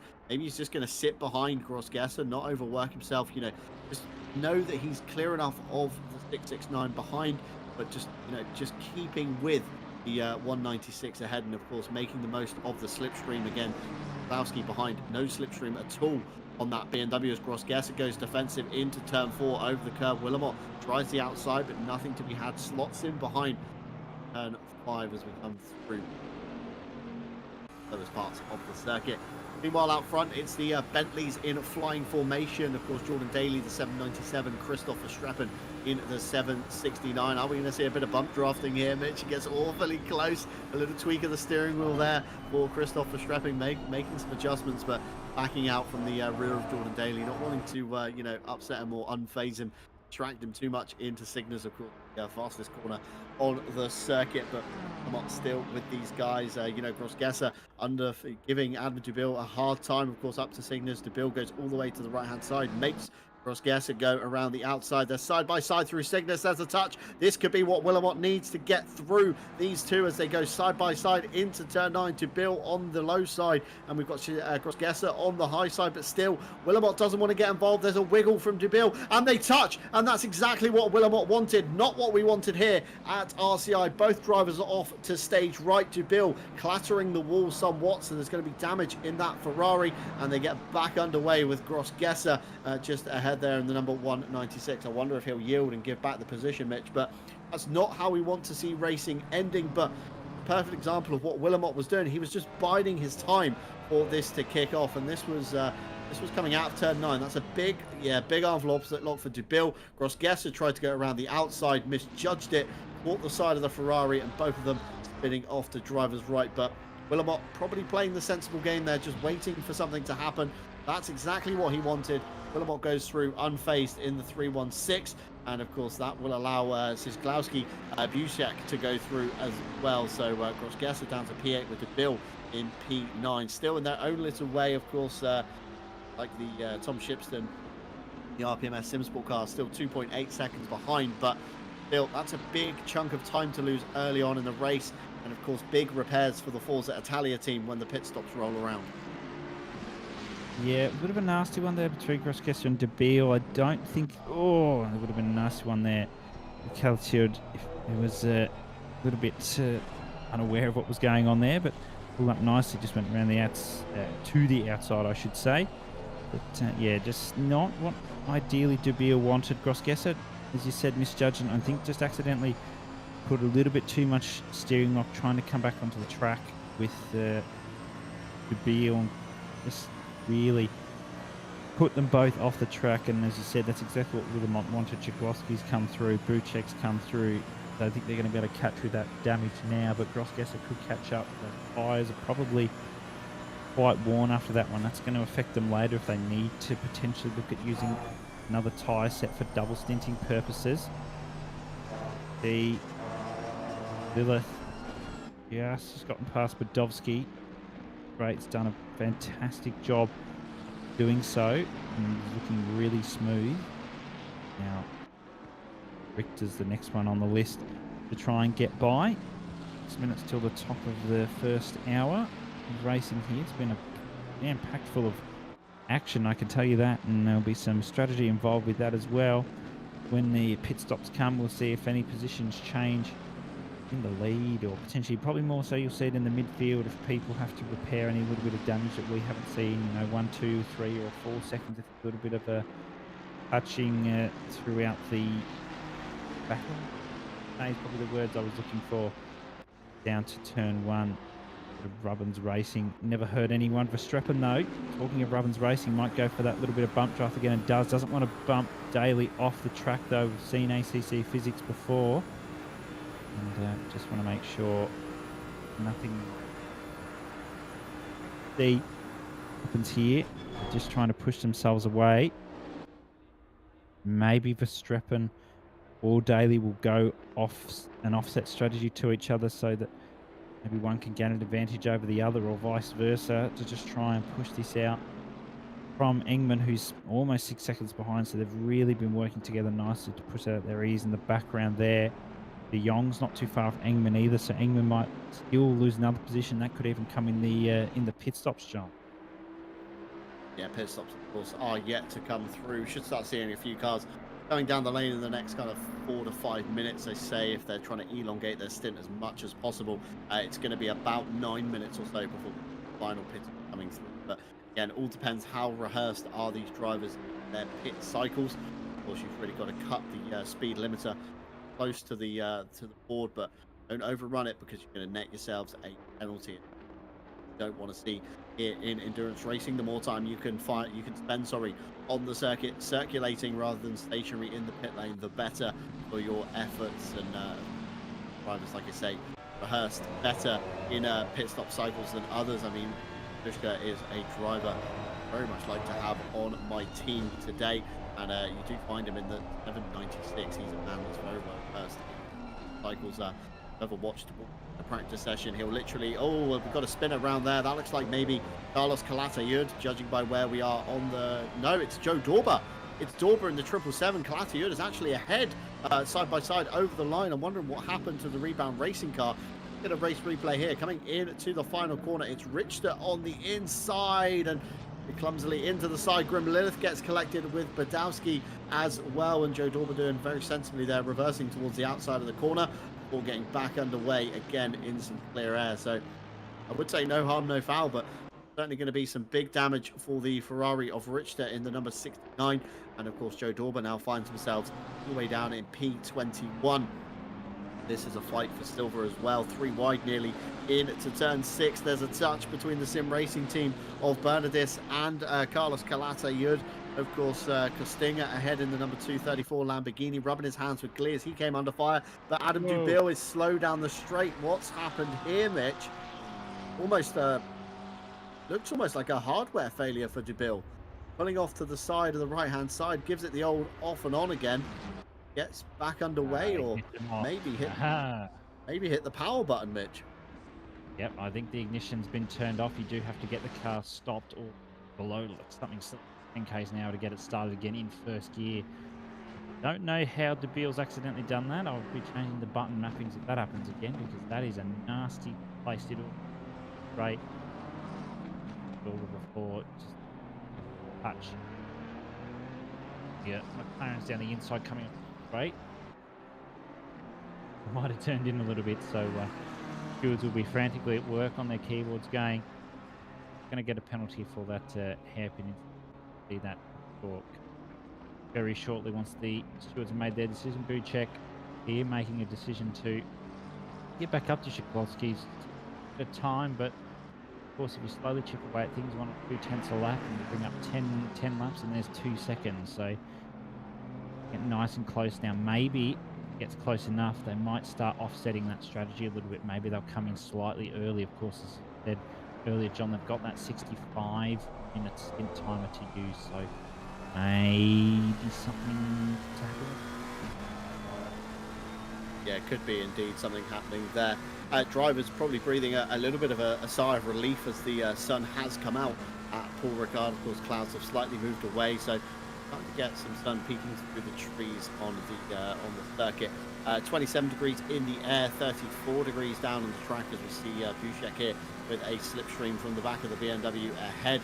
Up to Cygnus, of course, will he go for the move? He pulls it out, tries to make it awkward for the 669, forces him to the outside line, hampers his run ever so slightly through Cygnus, but not enough to pull alongside by the time they get to turn 9, and Jack tucks back in behind the number 669 on that one. Meanwhile, Grossgesser, of course, is free of Adam Dubil. He's now sat behind, almost in no man's land, in the number 196. He's not close enough to the fight ahead, but certainly 5 seconds or so to the cars behind, so he can breathe a bit of a sigh of relief as Adam Dubil comes under fire around the outside of turn 9. That's a very brave move from Grim Lilith. They leave themselves exposed to Costinger on the inside, the number 234 Lamborghini. Oh, just gets very close indeed, gets the nose chopped off, but that becomes the inside line for Costinger. Into turn 10 they go. It looks like the Lamborghini has dispatched of the number 46. That's going to be a change of position in class, but they're still side by side coming up to turn 12 now. Grim Lilith on the outside. If they can make it work, it will become the inside for the final turn, but Costinger doing just enough holding on there and fends off Grim Lilith on the kind of retaliation attack as they come back through. And one of the cars already pulling it off to the right hand side. That's Richter in the 69. They're the first to blink for the pit stops just under the hour mark, so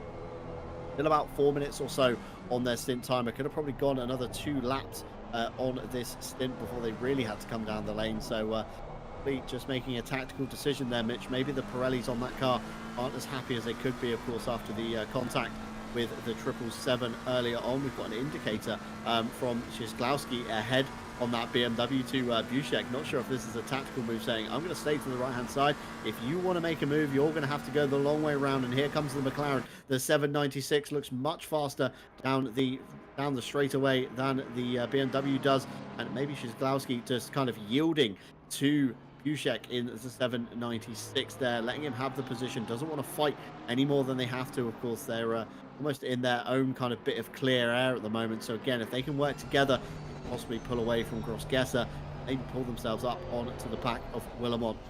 Meanwhile, we did say it earlier, didn't we? Chris de Jong with the fastest lap of the race. You said, of course, Mitch, that the Porsche might come under fire from the Aston Martin, and fast forward about 20 or 30 minutes or so, and Engman finds himself with an Aston Martin in the mirror behind. You sort of suspected this one to happen. I wonder if Kowalski was planning to jump into the pits, given that yield there to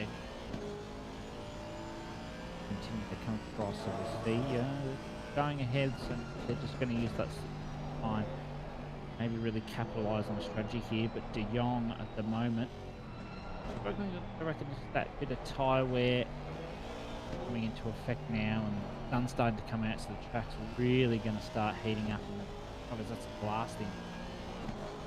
Is a much worse attack than what's already been presented. Cloudy conditions, still no wind at the moment, rapid degree both on ambient and track temperature, so no need to look at the Aston flying down the straight in comparison to this. Is hilarious. Say, is something going to happen? I'm going to put my money on no. De Jong will hold back, and does. Wise to see. Grossgesser got a 5-second penalty. Maybe more. Don't know. Just 5 seconds for that hit onto Beale by the stewards. That's done and dusted. Jump onto that final corner between those cars. John Beale, these drivers, dare say, coming to the pits now. They don't want to risk. They don't want to risk running another lap. You could certainly give it a go, but certainly going to be pushing the margins as to what you're going to do here. See what De Jong does. Are they going to come into the pits? Yes, they are.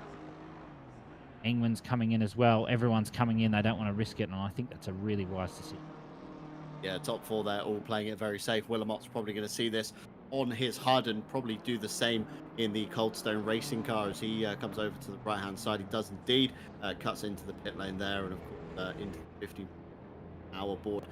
Of course, Paul Ricard in real life, a slightly different pit entry this time for the real life series. Of course, coming the kind of back end of the pit lane off turn 12 rather than coming around turn 13. So flows a little bit better into pit lane. It's less of a kind of tight marker to make yourselves around the corner. And of course, as you said, Gross-Gesser with the 5-second penalty, that is actually for lap 18, turn 9. That's involved in the 796 and the 196. So that's a 5 seconds for the 196 as everybody gets very close there, stacking up for the pit limiter sign. Of course, very, very close indeed as we catch a race replay here. Of course, Grim Lilith is the first car in the row. Adam Dubil is almost sandwiched in the middle between themselves and Bernardinis as Grim checks up. Of course, Dubil just about makes it as well as Bernardinis nearly hits the 50km/h board as the race leaders come out on the circuit. Of course, the timing tower on the left will update when drivers do pass through the first sector before coming out onto the Mistral Straight. So we should see some name changes. Of course, currently in the 769, it's Martin Lawrence this time. Oh, and the lead 797 off at turn 4. Could that be a tactical move, Mitch? That's Martin Grady, of course, in the 797 at the moment. Some of you may know him as Tidgney, or maybe even his alter ego, of course, Tidgney Spears, where he sometimes dresses up on stream. Once learned a new car and a track in 1 week to finish inside the top 10 of a major East series. So a very capable driver is Martin Grady. I'm sure he's just kind of either adjusting the maybe the rig slightly as he's just come out slightly uncomfortable, just about missed the corner, and maybe lets Martin Lawrence take the lead on this stint. Of course, minimizing time loss. Last thing you want is two cars battling themselves and hemorrhaging time to the nearly on pace car just behind. Of course, Lienard is now in the 899. It looks like Grant Willamot has stayed into the 316, and very handily on the screen at the moment, these are all your last pit stop times. So a super fast stop from the 475, 57 seconds from in to out, as that's going to be a double stint possibly on those tires. Of course, just coming down the lane, keeping the same driver, favoring the track position, chucking some fuel in, and out they go once again. Of course, everybody else in the 1 minute 9s, 1 minute 6s, so we've got a bit of damage being fixed on the 796 possibly as it jumps about on the timing screen. Of course, the 316, a very fast stop, a minute flat nearly on that one, so that could potentially be another double stint, of course, with Willamot staying in the car on that one. But everybody, Mitch, looking roughly around the same margins, I would say. Again, Stevenson in the number 46, 1 minute 18, so that's going to be severe damage being fixed as well on that car. But only looking relatively the same. I mean, the 45 again, Badowski, that looks like a double stint. So some drivers, contrary to what we speculated at the start, Mitch, doing their double stints early on. Yeah, it's interesting doing the double stints early on. Whether they're on new tyres, though, I guess is the big question. But certainly interesting to see De Jong now in the lead because of that. It'll be interesting to see how that sort of plays out later on with the tyres and the fuel strategy, I guess, between all the drivers. But sure, something will come of it. Martin Lawrence was let ahead, I believe, by Grady. Maybe just didn't get too stuck in to the battling between each other. Want to get in a groove, get that clean air, and maybe they'll come together again later in the stint. To team up and get that. Oh, this is really good from ACC Connections again. Yeah, ACC wonders once again. And speaking of doing wonders, Billy Octane now in the Nissan GTR. They've managed to hustle that car up into P17 from their starting position right at the back of the grid when they originally started. So going to be it's going to be a good drive from these guys this afternoon. They're purely here for a little bit of fun, just to see where they can probably get the GTR in a kind of major ACC competitive race, shall we say. So yeah, it is that time on the broadcast though, where myself and Mitch will step away just for a few minutes. We just get ourselves slightly refreshed and come back to you for the next hour that we'll bring you 4 hours from the beginning and 4 hours at the end, and we're going to cancel out the hours. So we're going to jump on board, probably with Martin Lawrence, I'd imagine, as flicks towards him. Currently on the back of De Jong, of course, facing essentially the race lead as they come up out of turn 2. It looks like the move's going to be signed, sealed, and done by the time they get to turn 4, I would say. And Martin Lawrence stood right there of De Jong. But we're going to chuck you on board a car. We're going to step away for 5 to 10 minutes, and then when we're back with you, bringing you more action from the World Tour 2024 here at Paul Ricard. Turn your speakers up and enjoy the sounds.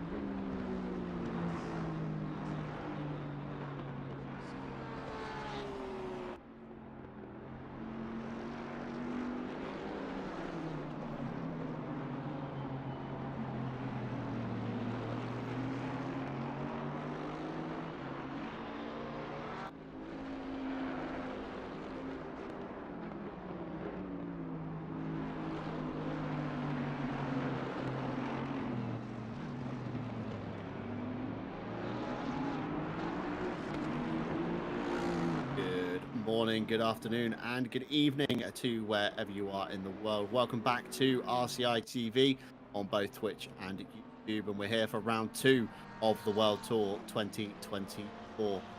Paul Ricard, of course, in the south of France, originally opened in 1970, and today sporting a whopping 167 track variation layout, so very dynamic indeed. Just over 5.7 kilometers in length with 13 turns.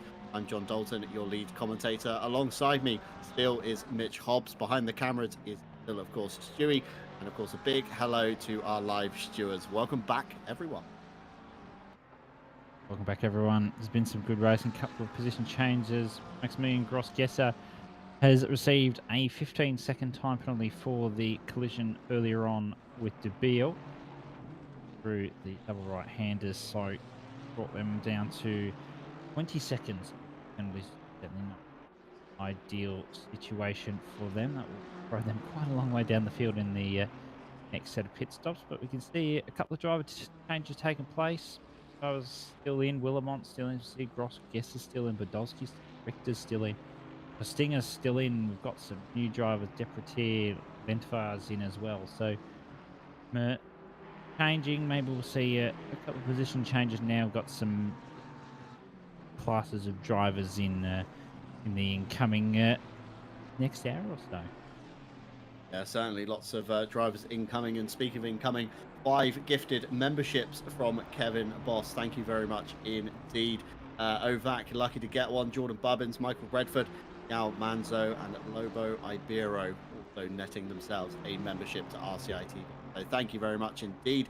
And of course, a big thank you to everyone at home for joining us on our crusade through the 12 hours. Just noticed on the back of the number 2 ACC Vlaanderen car, it does say spoiler alert underneath the rear wing. Maybe Captain state the obvious there, but those guys teleported to the pit lane from the grid, unbeknownst to why, as they apparently had clicked drive. So very strange.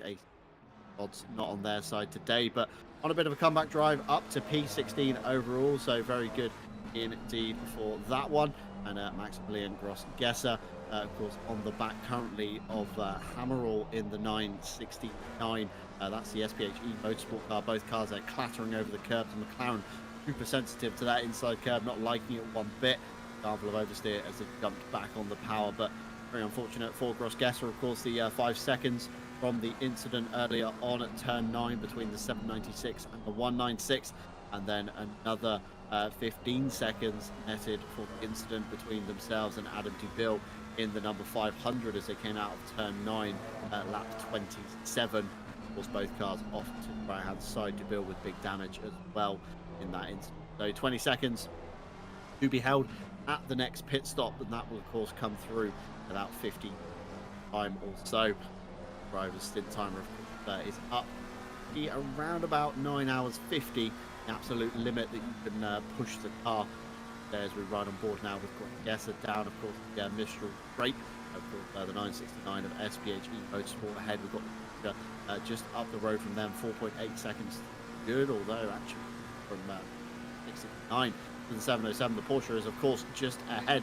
Matt Stevens for the RPMS Sim Sport, and Gross-Gesser has pulled out to try and make the overtake. Of course, Stevens very sensibly keeping the draft to the SPHE Motorsport car, so that then keeps them still in the fight. But SPH wide over the curb. Gross-Gesser has to take avoiding action up the inside of turn 9. Oh, very close indeed as both drivers made it through the turn, and Matt Stevens probably rubbing his hands with glee that he did a good thing there. Of course, gave the tow to the SPHE Motorsport car, which made it harder for the 196 to get alongside. And of course, Matt Stevens can live and breathe another lap. Meanwhile, the number 2, I think that was, maybe making up a position on the number 190. And we've got flying formation not only at the front of the field, Mitch, but also kind of inside the top 20. Ross Cam and Nico Kumpu, Rebound Racing, find themselves together as well. Yeah, absolutely. There's teammates near each other. We see Pasquier down the inside, getting past Adam Chick nicely there. Little move, just RC car. The Porsche seems quite planted around here, which is definitely good in the race conditions for them. Yeah, Raphael Richter at the moment sitting P12. It's got just got past Badowski. Sorry, passing out, mate. He decided to fool me with the times again, but they're nice to get past there. Now they're going to come onto the straight, and they're going to need to get out of that, get Badowski out of the slipstream where possible. We done there. You see Costinger sat in the background as well, so Costinger's going to want that slipstream. See Gross-Gesser got that 20-second penalty for that incident earlier on. Really behind Stevens, and we're going to see a lack of Porsche straight line speed again coming down to Sydney's, but I don't think Gross-Gesser's going to get this done in time. And doesn't, but could hold it nicely. Needs to get back in before the limits. Oh, that was extremely close. Nice and late on the brakes. I think Stevens is trying to play a little bit safe. These first couple laps, just get into that little bit of a groove that some of those drivers need to get into. We're really starting to those faster lap times. See, Martin Lawrence has now taken back fastest lap of the race for that 769 car. They're flying along nicely at the moment. Nice little gap to Brady there, who's got 3.3 to De Jong. You can see already 7.7 to Lawrence. Lawrence is not hanging around, and Grady's just happy to sit there, just keep that consistency. De Jong's got Bernard 5 behind the field. Threats to any of them at this current point in time. You can see pit stops have certainly spread those gaps out a little bit more than what we had seen in that first stint. Hopefully in the next stops we can bring some of those a bit. That's always the nature, isn't it, of these longer endurance races. Of course, you start off, the green flag drops, everybody goes absolutely hell for leather for the first hour. Everybody's nice and compacted together. Lots of passing and action happens, and then, of course, the first set of pit stops cycle through. Different drivers get in. Of course, different strategies get called. Some drivers on old tires, some drivers on new. The gaps open up, and we reach this kind of lull phase, don't we? Race where, of course, dies down a little bit, like you say, Mitch. Gaps have spread out. Cars separate from each other. Get people in kind of no man's land. You know, Grant Willamot, for example, 17 seconds behind the nearly on pace car, 8 seconds ahead of the RCI 796 car. So, of course, he's just kind of chilling at the moment, just loving life, working his way towards not losing time as Matt Stevens comes under fire from Gross-Gesser. Of course, the Porsche straight line speed once again hampering Matt Stevens down the straightaway, up the inside of Stigner's. Kind of a textbook move, but the SPHE Motorsports car now in the background as well, wanting to get involved in this fight. We do have a couple more stewards reports coming through. We've had an incident reported from qualifying. I think we caught this one on the stream. It was turn 10 involving the 723 and the 196 car in the stream at the moment. That was for avoidable contact during qualifying, and it was a warning for the number 196. We then have another incident report just popped up on the screen for the number 69. That was a turn 29 involving lap 29, sorry, turn 13 involving the 777 and the 69. It's a 20 seconds for the 69. That's for a takeout and position not returned. So if you remember, that was Joe Dorber, of course, paralyzed on the outside of the corner, had to fully kind of wait for everybody to go through. Lost a lot of time before getting back underway. So stewards penalising harsher Mitch for, of course, not giving back positions. Of course, if drivers do give back positions, their penalty somewhat reduced. But 69 along with the 196 will be stationary for an extra 20 seconds in the pit lane. And using Max Lienard, 278 on the clock for that Porsche. Great for Cygnus. So one of the lower kind of ends of the top speeds. It would be interesting to build almost a speed trap board within ACC at a certain point, so you could pull up the data on command. But the Bentleys, I would say, probably confidently not one of the fastest, but certainly up there. The McLarens we've seen breakneck speeds and slipstreams along with the Ferraris as well. But Porsche, even with the weight reduction here, of course, minus 12 kilos for the Porsche, still not enough to bring it into the realm of the other cars for top speed. Yeah, absolutely. If you took the extra 12 kilos that was taken out and threw it back in, I reckon you'd only see them hitting probably about 276, maybe 275 in the race conditions if you're not careful. And maybe this team's running a little bit lower wing setup than what you'd be expecting, because they do want to try and take full advantage of the straight line speed that they can get out of the car, but they still want it to be stable through sector 1 and 3. So maybe they're running, I reckon, probably about 7 or 8 wing if they're sort of doing anything like that, because I think the max you can use in the Porsche is about 12 from memory or something like that, or 11. So they might be running a mid to high wing type setup in the race, probably run a little bit lower than that in the qualifying. The car's probably acting a little bit differently to what the drivers would be expecting. They just in their own little world at the moment. 1.5 off De Jong still. Nothing's really changed there for the last lap or two. They seem to just be matching each other. They've got a good gap to Willamont, almost 20 seconds now. So they've got a little bit of margin to do a little bit of fighting. And speaking of fighting, here's Florian Hammerl currently fighting with Stevens. Around the outside was looking at turn 3, but Hammerl can't do anything as of yet, but should get something done on the straight because, as we've mentioned about 4,500,000 million times, Porsche's terrible on the straight, and we're going to keep mentioning that because it's just a bit only facts here, John. Yeah, straight facts coming at you from the broadcasting booth here today at the World Tour. We're going to ride on board, hopefully, with Florian Hammerl. Comes down the back straight of Matt Stevens ahead in the RPMS Simsport car. Let's see how much ground he can truly gain in the McLaren, of course. A little bit of a slipstream being picked up probably around about now. Gap is certainly coming down. Meanwhile, they are down the straightaway, of course. The end is slightly uphill as well, which doesn't help the Porsche's crusade on the top speed, but certainly a good chunk of time gained there for the SPHE Motorsport car, and that's just purely for free, isn't it, Mitch? You know, he hasn't got to work even harder in the corners to catch that. He knows he can get to the back straight, of course, visceral straight, and essentially bury the foot in the floor, and naturally he'll just catch the Porsche. And Matt Stevens coming under fire now in the final sector. A little bit defensive through the final and the first sector, but for next time by, Mitch, that McLaren is going to steam past the Porsche to come down the straight. Well, I don't think it's going to take the straight because that Porsche's looking a little bit all over the place. Stevens had to tap the brakes, I think, again, mid-corner, which is why got a little bit unsettled. I was expecting a little bit of Porsche snap there, but that seems to have been taken out of this car. And the new car 992 has been brought in. It's a little bit less snappy than the old one. Still there, but not near as murdery as the other one. So Hammerl is adjusting it nicely. Oh, he's going to have to tap the brakes so that there's no incident there. Really needs to keep that close to that Porsche though, and you'll see that Porsche will really pull out on the exit of turn 6 coming onto the straight, which is exactly what they need. And that's another send. Holy moly, this is getting close, and sure, they'll do their best. They're going for a little bit later, going for that latter apex, and Stevens is just holding this nicely. He can get the better exit, and no, I don't think that's going to be enough this time. I reckon Hammerl was a little bit further back. Stevens is just using the acceleration of that Porsche to get up to that top speed a little bit quicker. Then they'll hit that brick wall, and then Hammerl will come through. You'll see even that brick wall now. I still am not convinced it's going to be enough, and if it is, Hammerl needs to do something now, stick the nose out, and does. I think he's going to go for it. Needs to get this one done if he wants any hope of a position. Too wide. Signa's nice racing room and gets it done, but Stevens might fight back. I figured that would be the case. I wouldn't be sending it up the inside like that.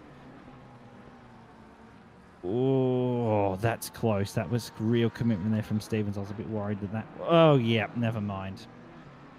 That's all been undone. All gone wrong in turn 10 there on the brake. Stephen was, and Hammerl just not quite reacting quick enough, so that's going to be some big rear end damage to the Porsche. Honorably, the SPHE Motorsport crew probably saying, you know, let him back through, return the position. Couldn't feel the wrath of the stewards as much as we might do, but honorable thing there. Two very competent teams. The RPMS Simsport crew, of course, very familiar under the RCI banner, especially in the weekly races. You know, sometimes 5, 6, 7 cars signing up to those, and if you do want to sign up as well, head on over to the website racerci.com. Check out our full calendar breakdown anytime, day or night. And it just popped up on the screen a drive-through for Theobald Roskam. That's the number 30 down in P20 overall, of course, in the silver class. I can only imagine that is going to be for I imagine that isn't going to be for Stewart's penalties. I can only imagine that's going to be the first of our track limits drive-through, Mitch. Yeah, well, I mean, an hour and a half in, that's a little bit earlier than I was expecting to see it. I was expecting maybe come sort of close to the next pit stops. Maybe the drivers just hadn't quite settled in, but Roscombe's going to have to really knuckle down now that that drive-through's come in. For reasons, a little bit longer pit lane here than it really meets the eye. I think it's about 35-ish seconds for a drive-through. So they're going to not be in the best positions. It might be around 30 or something. Can't give you the exact numbers at this point in time. Oh, and Hamel's just having trouble. Well, they're almost imitating what the Porsche's doing, and that Porsche's going to be really not in a good way. I know it's not probably a lot of rear damage they got from that little bit of a tap, but any sort of rear damage on the Porsche, and it's always been the case, the car just becomes disobedient and basically does whatever it wants and snaps. And speaking of snapping, the McLaren's done exactly that, just missed a braking point there for that SPHE Motorsport car. Hamel just needs to get back in the groove now. I think that crash is sort of crashed a little bit of a tap, put him off his game a little bit, needs to get the mojo back. Linard still getting not too far after Young, can't really catch on the straight though. He's dropped 3/10 in the last sort of 5 or so laps. Still consistently matching each other almost lap by lap. De Jong's got 4.6 to Grady, so nothing there. They are pulling away from Willamont though. That's not the worst thing for Willamont. Still keep consistent and look for that top 5 position for now. Moulon's not too far away either. Check's too far. Grossgesser those behind Check, so they're going to be in a little battle, and hopefully Grossgesser can get past there. And if I was Check, I'd almost let Grossgesser pass, because that 20-second penalty is going to put them straight behind anyway. Yeah, that's it, isn't it? I mean, as soon as they come down the pit lane, of course, that's going to be 20 seconds lost almost immediately. So, you know, might as well give up the position. Stop, you know, squabbling amongst yourselves and losing so much time to everybody around you. Think of the bigger picture.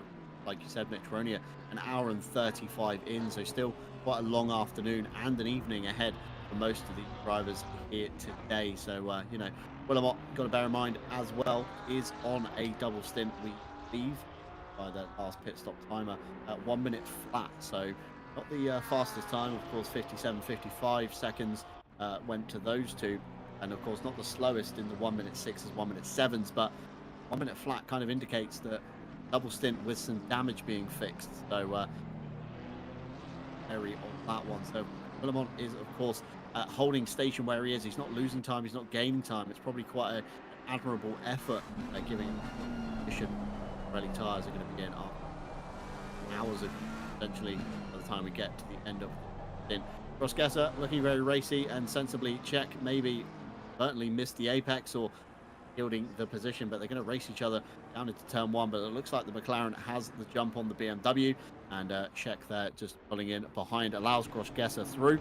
And of course, like you say, Mitch, by the time we get to the pit stops, that 20 seconds should reverse that position anyway, so no harm out there. Meanwhile, Cormac Quinn finds himself with Billy Octane behind him in the GTR, the number 369. I know the number 190 last time out in round 1 had a few fans in the chat. I believe there was a Norwegian driver, that potentially a semi-famous streamer, should we say, attempting his hand at the realm of ACC, but I don't think he's on the driver lineup today. But the GTR being complained about earlier in the YouTube chat, saying it's a little bit of a handful. Harry Conway dubbing it the turbo brick. Myself and Mitch Hobbs, of course, dubbing it a bit of a fridge in the opening segment of the race. But certainly an admirable effort so far to get the GTR up into P18 overall, and of course just racing for fun this afternoon. And it's you know, great to see. It's great to see variety on the grid, isn't it, Mitch? You know, don't see these older cars so much anymore. You know, a lot of the focus is on, of course, the Porsches, the BMWs, the McLarens, sometimes even the Lamborghinis, the Ferraris, but don't get a lot of love for the GTR as goes wide there in turn 7. That's going to allow, of course, Nico Kumpu to pull alongside in the 777 Mercedes on the right hand side of your screen as we're looking at them. But looks like the turbo brick certainly doing its thing, pulling away despite the poor run onto the straight, pulling away from the Mercedes and even gaining, it looks like, on the back of this Ferrari. So certainly some good speed in the GTR under the realm of Octane and Conway on that one. But yeah, it's great to see the older machines being used we don't see it all too often with big East races and stuff like that. So good to see them getting put to use here in the World Tour. Yeah, absolutely. No, I was just having a little chuckle to myself knowing what the BAP's doing to the top end speed of that Nissan. It's absolutely hilarious seeing it just fire down the straight, even with the Merc behind with the slipstream not being able to catch it. And obviously the Merc's not very good with the top end speed, so it's probably not the best comparison, but the fact that it was catching the Ferrari is just mind-blowing. And this is why the BAP exists, to bring those older cars back in. You know, the Nissan, I'm not seeing any Hondas, which upsets me. I love the Honda. And, you know, we've got a couple of Bentleys. But yes, as you said, that the main focus is sort of those, you know, the McLarens, the M4s, Lambos, Porsches, Ferraris, Merc as well is one of the sort of underdog cars. So the ones like the Nissan, Bentley, Honda all get left behind. There's surprisingly I don't think I've seen an Audi in here either. So even one of those, one of the newer cars isn't really being chosen in this situation. So good to see that someone's out there having a bit of fun in Nissan, just going for it and seeing what the result is at the end of the race. It'll certainly be good to see where they end up. It's a little bit squirrely, but they'll have the slipstream and they're going to say goodbye to that Merc pretty darn quickly, I dare say, when they get to that top end speed part. We're going to have a look again and laugh at the top end speed of this thing because it's absolutely hilarious. You'll almost probably hit 290. There you go, 260. Look how quickly that's going up. I can't even speak fast enough, and it's going to go straight past the Ferrari like it's nothing. So it's now out of the slipstream. We're going to hit almost 286, and with the slipstream you're hitting upwards of the early 290s, probably 291, almost 292. So that is pretty standard move for the Nissans. We see Pasquer now. Oh, that's a very close battle. Bonitza's there as well. Just down inside. I think Pasquer just wanted that straight line speed in the slipstream from the Ferrari, which is why they got close coming up to Vignes, but can't get anything done at this point. It's just trying to sort of alter what they're doing in terms of their lines to try and get past this Ferrari. They're going to do their best. Maybe stick it up the inside here, and does. They were aware of it, and there's a tap. Why is it me, John? Why is it me? Curse of Mitch Hobbs, I believe. That one strikes again, but contact between the 500 and the 888. Not too good there. Stewards maybe looking into that one if a report is made. Lots of YouTube chat happening at the moment. It's great to have you guys in. Some familiar names that I've not seen in the realm of ACC for a while dropping in to engage with us here. We appreciate each and every one of you, even if you're just lurking at the back. Love you all as equally. But yeah, some comments about the GTR going on. Daniel Crimson for the RPMS Simsport camp saying the GTR is going well in the Wednesday series. Harry Conway saying the Honda, Mitch, close to your heart here, felt better to drive than this thing, but apparently they like to suffer, which is why they picked the very GTR. good. Understandable then, yep.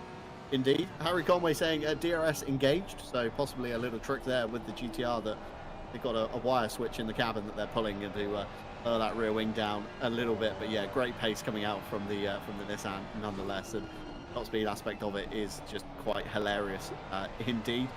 In the Split One World Tour chat, we also got a thank you from the RPMS Simsport camp again. Yeah, number 707, remember a couple of laps ago, got rear-ended, of course, by the 969. They said, we appreciate you giving the place back. And of course, that place has now been settled. So Matt Stevens behind the 969, but all done in jest this time. Raphael Richter, of course, in the 69 with 20 seconds to his name again. So going back to the point we made earlier about, of course, Gross-Gesser and Scheck. Of course, when Stevens is caught by Richter, that's going to be a position that it's going to be an easy give up, should we say. Of course, the 9 will be stationary 20 additional seconds on their next pit stop. So again, that's going to be settled once the 5-minute timer is up.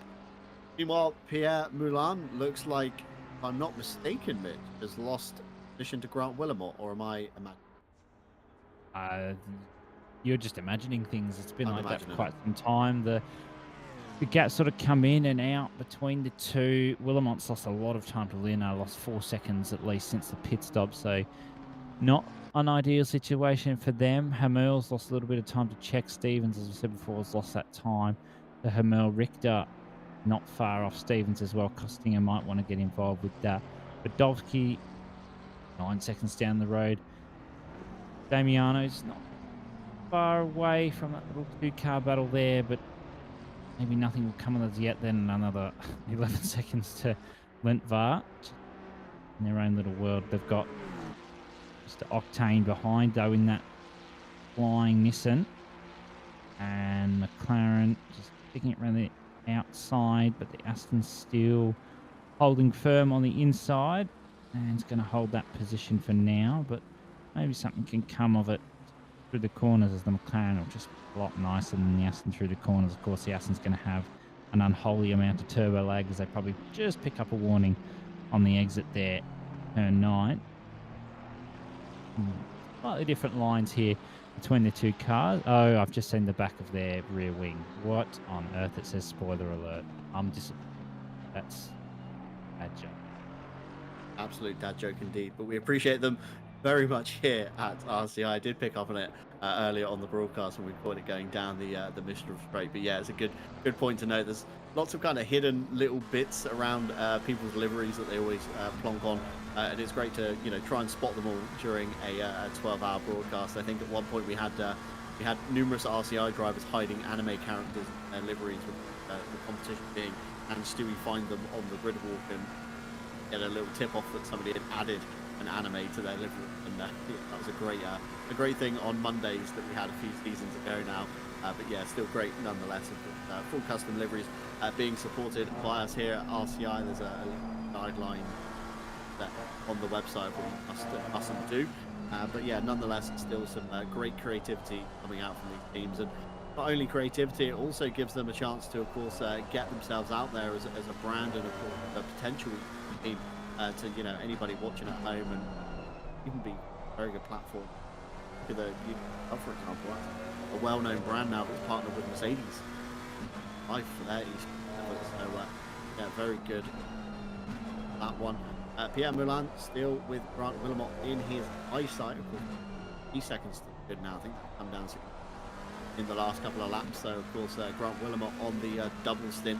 Tires on that BMW are probably going to be drying out right now. Of course, air temperature has gone up a degree, 28 in the air now, 35 degrees down on the track as we reach just past nearly 1 o'clock in game time. So the track is kind of at its hottest point that it's going to be during this race. Of course, we began just after 11 a.m. for 12 hours of racing, so finish around 11 p.m. Logically, latter half of the race, the track should be much cooler. Air temps are down as well, so try and get your kind of tires used in a stint, should we say, at this point. Cycle through all 8 sets, make notes of what's happened on each set. Of course, Les Stevenson at the moment in the number 46 has a very flat spotted set of tires on the Ferrari, so again, you don't want to pick the set that Les Stevenson's had. You don't want to pick the set Grim Lilith has driven on a controller for over an hour. We've got a yellow flag out as Cygnus. I think that was 39 if I'm slightly mistaken, and the 797 also showing being a little bit slower. What's happened here? This is Martin Grady being flagged up as white flag, at least, tangling with the Rebound Racing Mercedes. Oh no, that's not what we want to see. That could either be Nico Kumpu or the other car. I think about Roskam in the other car. It is indeed down 25 for the number 30. So not to those two drivers. We kind of caught the beginning of that one, but still Grady, no harm, no foul on that one, I guess. Still keeps second position, though, with a slightly battered Bentley. Maybe slipped, actually. Sorry, I beg your pardon. Timing gate's updated down to P4 is Martin Grady in the 797, and he's coming down the pit lane. Mitch, this is an unscheduled stop for the 797. Yeah, unscheduled, but doesn't necessarily mean anything bad. Just having an offset strategy could even bring a positive. You might see rain pop up in half an hour, so that may not be the worst thing in the world. Or, oh my goodness, that was close. Lindvar thought was going to take Kumpu out there. I'd have been a little bit worried, but done nicely to bring it back together. They're back on the track. No warnings on their part. Got Octane up ahead. And then a big gap to Damiano. So is the battle for P16, no real further unless there's an incident, and the M4 goes extremely loud on the brakes, trying to make that time back up, and they've got Quinn behind as well. And Prognitz is there a little bit further down the track, fighting with Pasquier again. So hopefully, malicious happens there. There was a couple of taps there before, but nothing to worry about as Nico Kumpu gets through. Holds that position nicely, and now the 369 Nissan in their sights. Nissan certainly in their sights indeed, and in the sights Pierre Moulin on the back of Grant Willamot's BMW. Grant going defensive into Cygnus, forces the RCI Esports 796 to the outside line, and yeah, very sensibly backing out of that one. Didn't want to go down the outside of that BMW M4, especially if they're aware that the car is on worn tyres. It's not going to be the best car through the corners, so Pierre lives to fight another day, of course, on that one. We've got another stewards report coming through, this time lap 41, turn 9, involving the number 500 and the 888. I believe that's one of the Sim RC cars, and the Forza Italia car once again.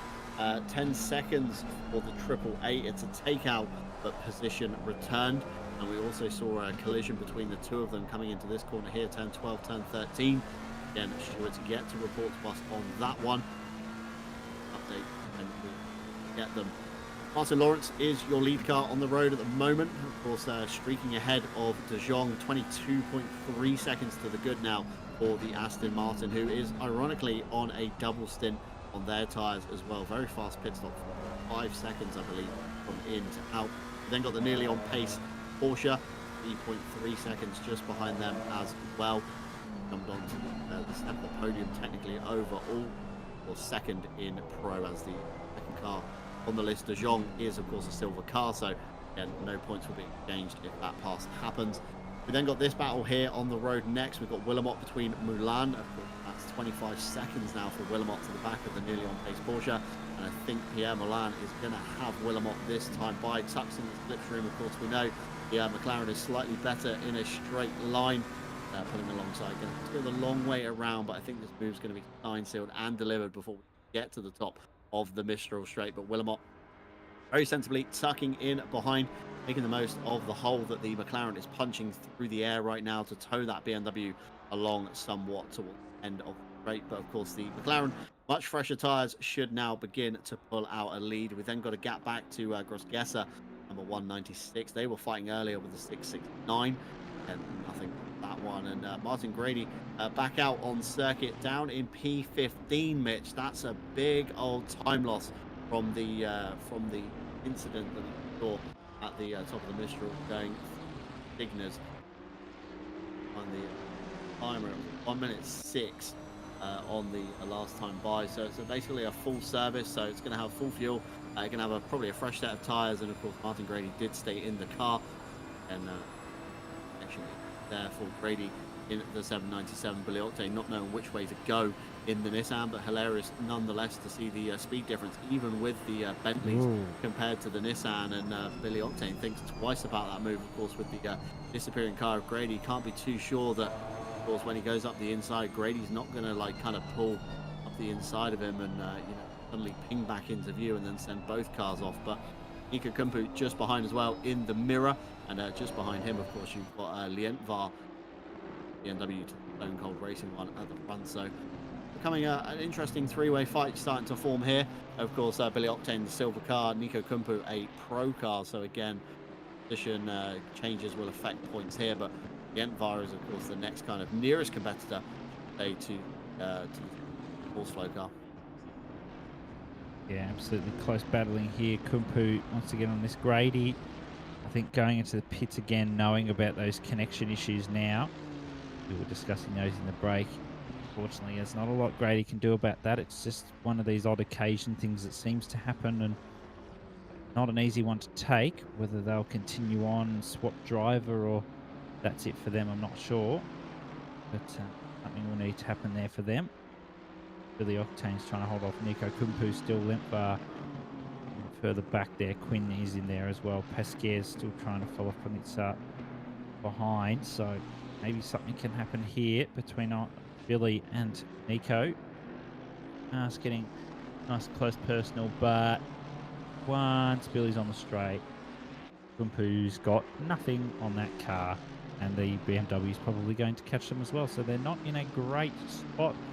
Is Kumpu. They've got a slow car on the straight, and they've got they're giving a car behind slipstream. So not an easy situation for them.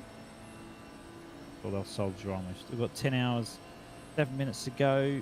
30 minutes still dry with a bit of cloud around. 28 degrees ambient on track at the moment, and the track temp itself is 35 degrees Celsius. So not heating up too much at the moment. No wind or anything like that, and track status is optimum. Track grip levels, whatever you call them, at optimum. As Billy Octane makes a mistake, Kumpu needs to really, I was going to say, needs to take full advantage, and almost sends Octane around, but does nicely just to get a bit of a flash there. Don't know if Billy was too happy with that one. Bit of a send. Octane returning serves, almost taking Kumpu around with him. Gave him another kiss. Now Lentvar is rubbing his hands together again. This is exactly what I wanted. This is exactly what I want to see. I just want to, more flashes there. Not happy at all. So Nico Kumpu getting the flash. Octane's having none of it. It's going to go down the inside into turn 1. Racing room given. Let's go up to turn 2. Octane's going to have nothing coming down to turn 3, though. Wasn't a very good exit. It's going to have Lentvar behind, though. If Lentvar does the right thing, should just be able to hold on with Billy Octane. Should be able to get past with the slipstream and the straight line speed of that Nissan. So we'll keep an eye on that. Kumpu just seems to be getting a little bit better exits through the corners, but Billy Octane gets the straight line with the slipstream that's needed. That Merc's still going to be in trouble. I certainly would be in trouble, wouldn't it, if the that was maybe a little bit closer. But let's see, has the Nissan got an answer for the Mercedes? Of course, Nico Kumpu staying to drivers right on the straight. You can see the car gaining, and Nico Kumpu making a late decision there to switch over to the left-hand side. You can see the lights flashing from Billy Octane. He wants to get this position. He wants to come back past Nico Kumpu, trying to cover off the inside line, and contact nearly made between the two drivers, but fantastic driving from these two nonetheless. And it all started a lap ago through turn 8 when a nose of the Mercedes was placed up the inside of the Nissan, just enough to offset Billy Octane and win Nico Kumpu the corner. But I don't think this fight will be done yet. And of course, Lientvar is going to be really happy having the GTR in front of him. Of course, that's going to be towing the BMW somewhat nicely down the straights. Of course, the GTR confident even without the slipstream. So BMW behind, it's going to be an absolute monster train starting to form behind Nico Kumpu. But Nico really has to get his head down now, try and stretch the legs of that 777 Mercedes. He hasn't got anybody remotely near him for kind of category, should we say. Matt Stevens, the next car ahead in the 707 RPMS Simsport car, and behind, of course, Steph Pasquier in the 888 Porsche for Swiss sim racing community. Of course, they've got 10 seconds their name on the next pit stop. So again, that car should be kind of not phasing Nico at all. A big ask for Nico to catch the cars ahead. Of course, it's probably a somewhat kind of 25-30 second gap almost between themselves and Matt's next position.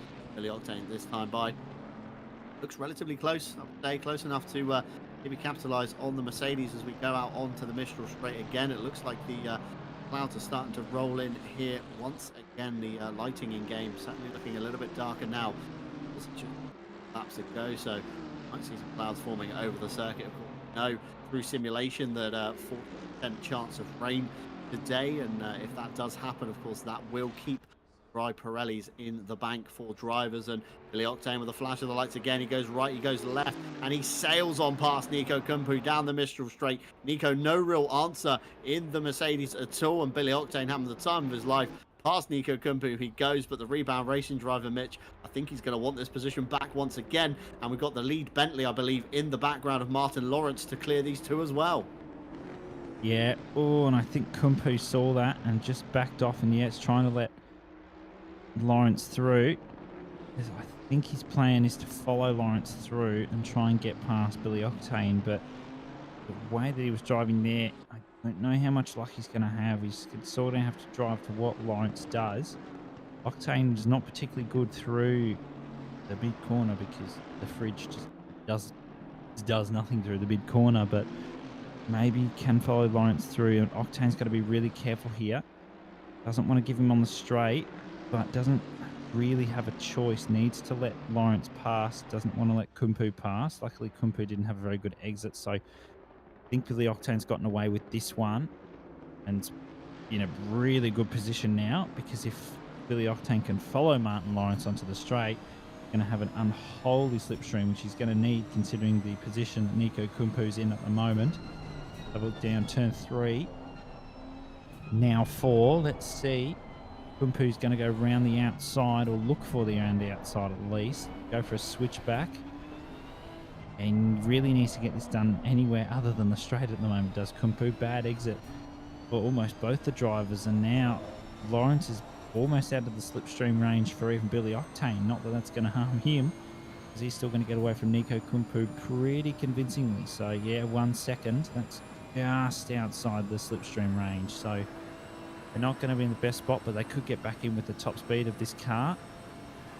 And Amanda still pulling away from that Merc and getting a bit of a flash from the Merc as well.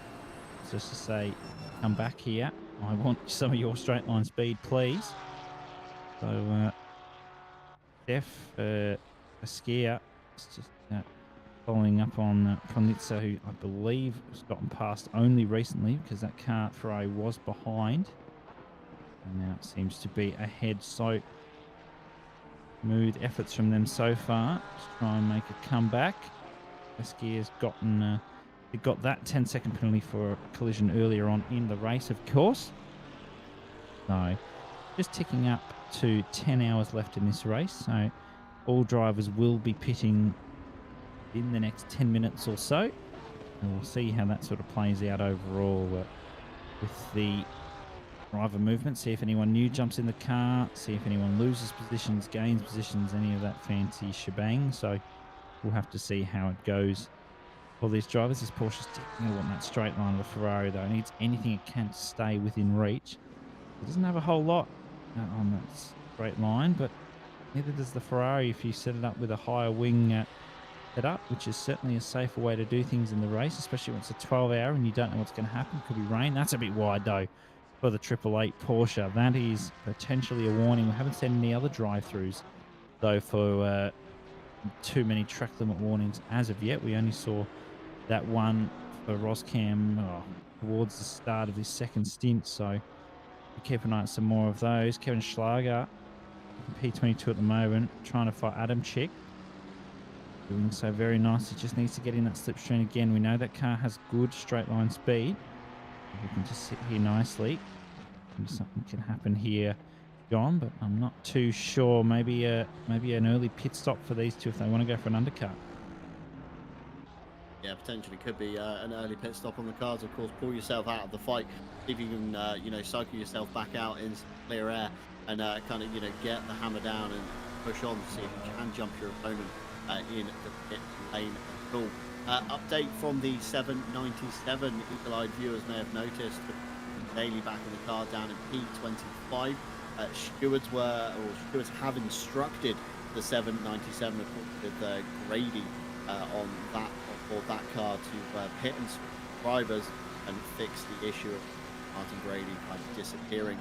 See if they can continue on their way. But Stewards intervening very fairly, giving them the chance to fix before, of course, issuing a penalty, maybe even a review if it wasn't, of course, fixed enough. But Kevin Schlager up the inside of the Ferrari of the 727. He made it look very easy. 9 there, got the low side line, looped around and cleared him before the corner exit. We've got Raphael Richter now on the back of Sheck. Well, this was a position change not long ago, because we remember commenting about, of course, letting the car go. It's going to swap positions once again in the pit stop, so maybe a problem for Richter has happened. But slipstreaming the BMW down the Mistral straight up to Cygnus again, another textbook move to the inside. And the 669 not really fighting, knowing the 20-second penalty is impeding in the next 7 minutes or so. In theory, see that car down the pit lane. Across that position, we'll swap back around. A few drivers, of course, with penalties to serve during their next pit stop. We've got the number 196 of Cross Gesser and the 69 of Richter, both 20 seconds additionally stationary on their pit stand. So fuel and tyres and ACC will take 30 seconds and be an additional 20-second hold. So pit stop at least going to be up in the 50 seconds once you factor in the pit into pit out time as well. You're probably going to be looking at about 1:30 on that one. Left Pascagoula also down in 19. They've got 10 seconds to their name, so they'll be additionally stopped seconds plus the in and the out time. But pit stops are impeding on us. Like I say, the next 7 minutes or so, we should see a lot of drivers back down the lane. Of course, those drivers that have double stinted, so De Jong should in theory give up his seat to one of the teammates. Of course, Willamot again should give up their seat. Whether or not these second kind of drivers that are in the cars now, like Lawrence, Linard, Mulan, of course, Hamel will remain in the car, time will tell. The official forecast top right hand side of your screen has updated. Currently deemed cloudy. We said light was fading earlier on, faded enough now.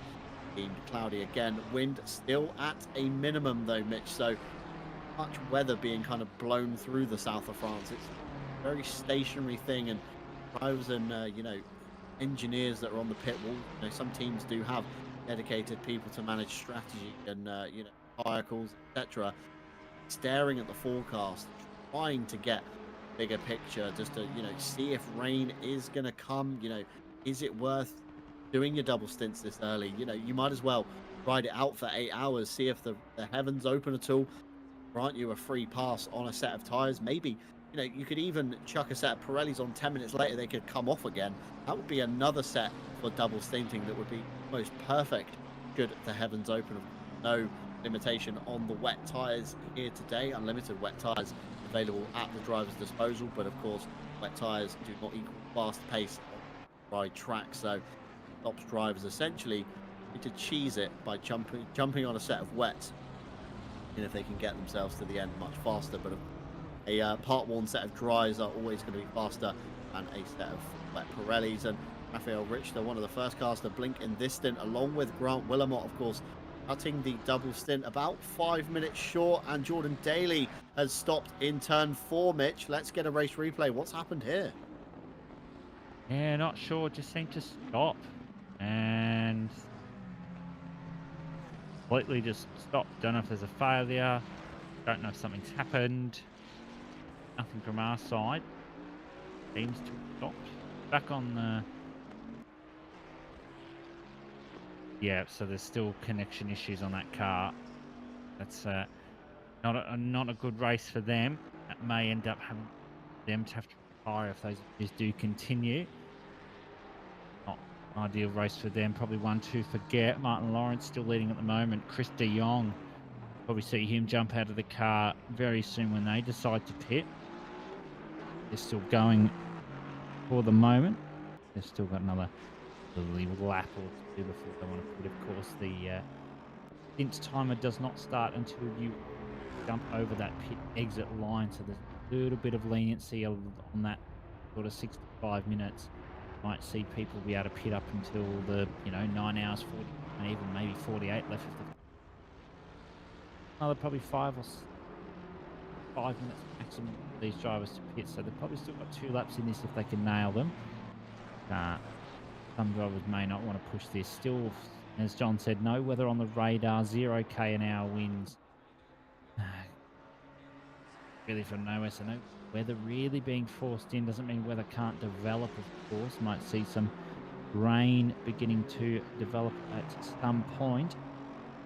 No real change in the temperatures either. We may see them drop though with the cloudiness coming in. Still 28 degrees ambient temperature and then 35 degrees down on track there. So nothing drivers can handle. They've just got to be careful with that tyre wear with the with those high temperatures. I don't really know what's there. Just sort of switches. I was looking a little bit all over the place. Let's have a look on the replay. What's happened?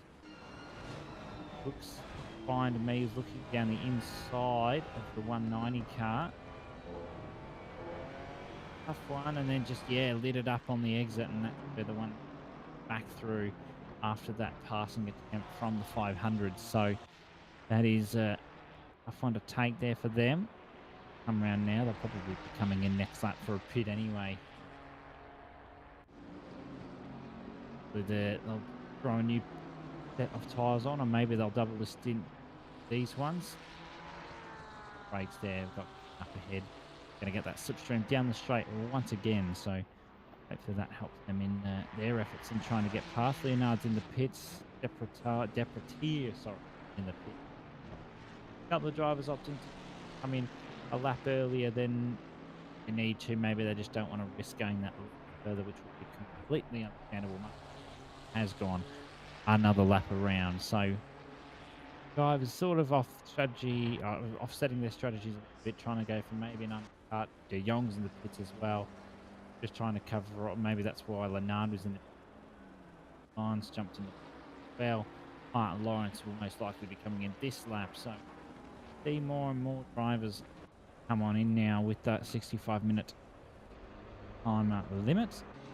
Grosskes has jumped in as well. I'm guessing Grosskes is out of the car. Costinger will jump into the pits, probably followed by the M4 behind as well. Just got past that of Czech. That is very close in terms of the pit speeding zone there. I think got both cars stopped in time. See some cars. We just see that McLaren who Czech was in on the way out. See who's jumped in that car. Even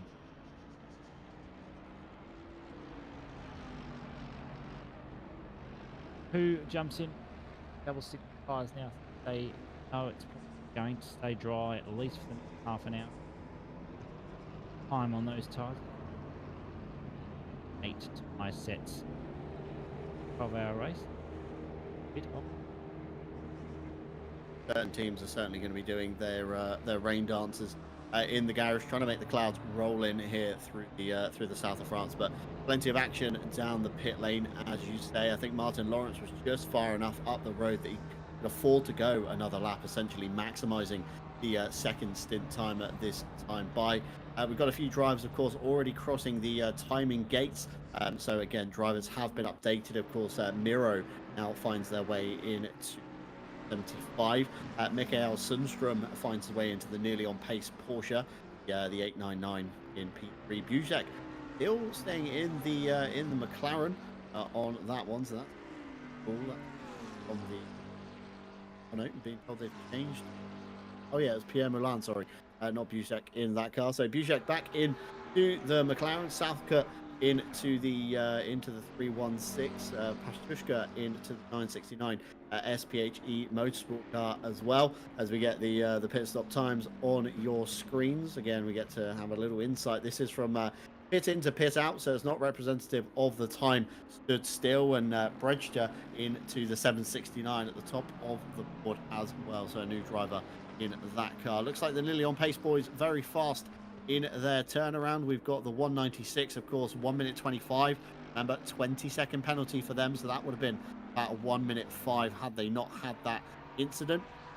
The 234, I'm guessing slight damage on that car. It's a 1 minute 14 from in out. Yao Manzo at 1 minute 12. Remember, rear impact on the RPMS SimSport Porsche, so that would have been that one. 69 with a 1 minute 27. Again, 20-second penalty for those guys, so that would have been a 1 minute 7 without that penalty in to out. So everybody this time by looks like they have taken tires once again. No double stinters in this this segment, Mitch, so it could be a nice clear run for the hour for the majority of these guys.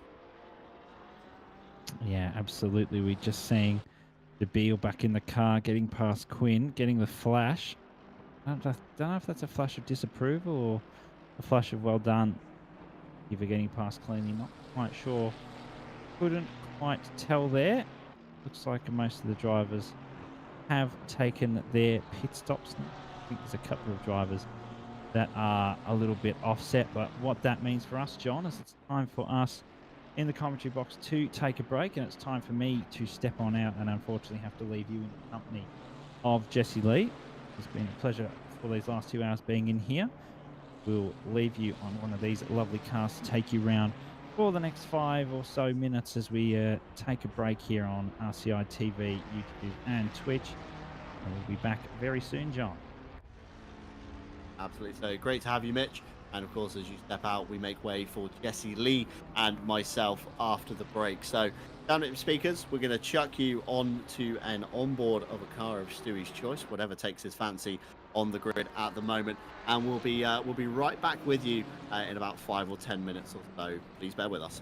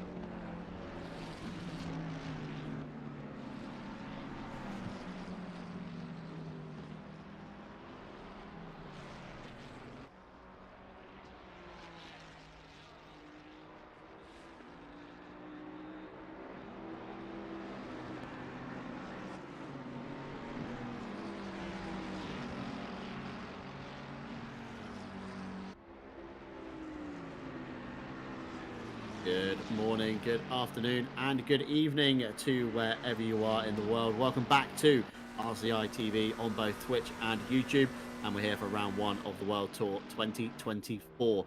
Today taking place at Paul Ricard in the south of France, originally opened in 1970s, with its innovative facilities made it one of the most safest motor racing circuits in the world.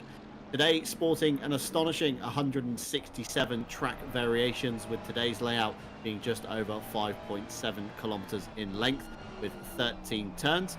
I'm John Dalton, your lead commentator. Alongside me this time is Jesse Lee, and still behind the cameras is Stewie, and all of our live stewards have stepped out of the box for a few hours to regain themselves, and we'll catch up on reports later on. Welcome back, everyone. Hello, John. Hello, everybody out there as well. The action on the racetrack is still coming at you really fast. A lot of fender benders going on out there. Not a lot of reporting from the drivers. I just got done with a stint in the stewarding box myself. A lot of the teams just kind of letting that little stuff go. Even the ones that have been reported, largely, it's been mostly racing incidents, no further action kind of deal.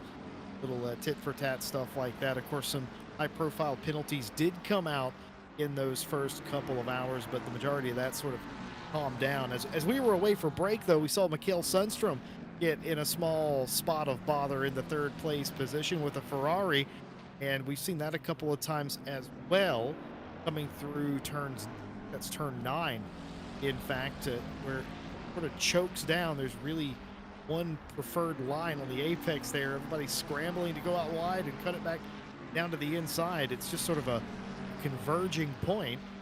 Any contacts led to stuff like that, a car spinning off into the distance. I mean, it's been a relatively clean start, should we say, by of course endurance standards, especially here at Paul Ricard. Turn 1, turn 2 being quite a pinch point. Again, turn 4 and 5 where we are now being the next kind of pinch point on the circuit. A few clumsy mistakes, should we say, between drivers, but relatively speaking, Jesse, it's been some good, clean, hard, fair racing today. Again, we've seen cars go side by side through Cygnus, relatively unfazed. We've seen a few collisions down at Cygnus. We've seen plenty of action down at turns 9 and 10 as well, and even slipstream battles to boot down the Mistral Straight, as what we're seeing now between, of course, the number 196 and the 669. Eli Poe currently aboard the 669, goes to the outside line towards Cygnus, trying to make it work. Can they in the big heavy BMW? They do indeed.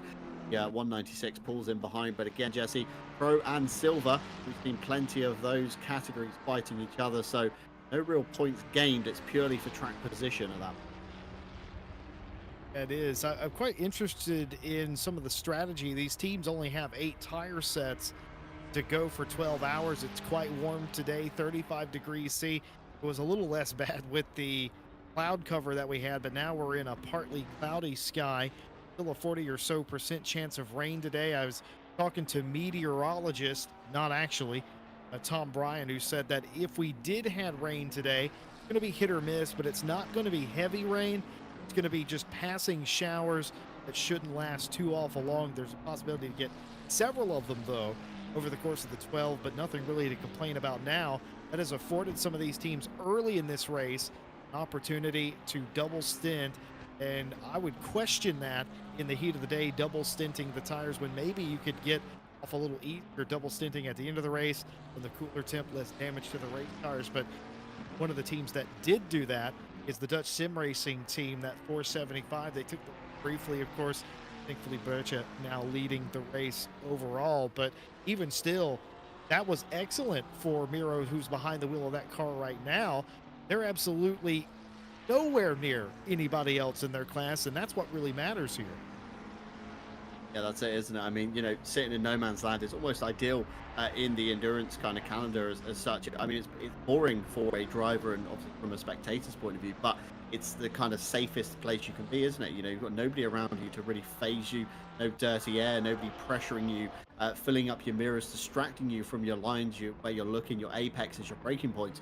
You can really just kind of focus out the windscreen and kind of just drive off into the distance to try and put that car in a better place. Of course, Mikael Sundstrom, one of those drivers, currently 1.5 seconds back of the Dutch Sim Racing team at the 475, and Buzek behind 23.8 seconds to the good. So Porsche here in a really kind of space moment.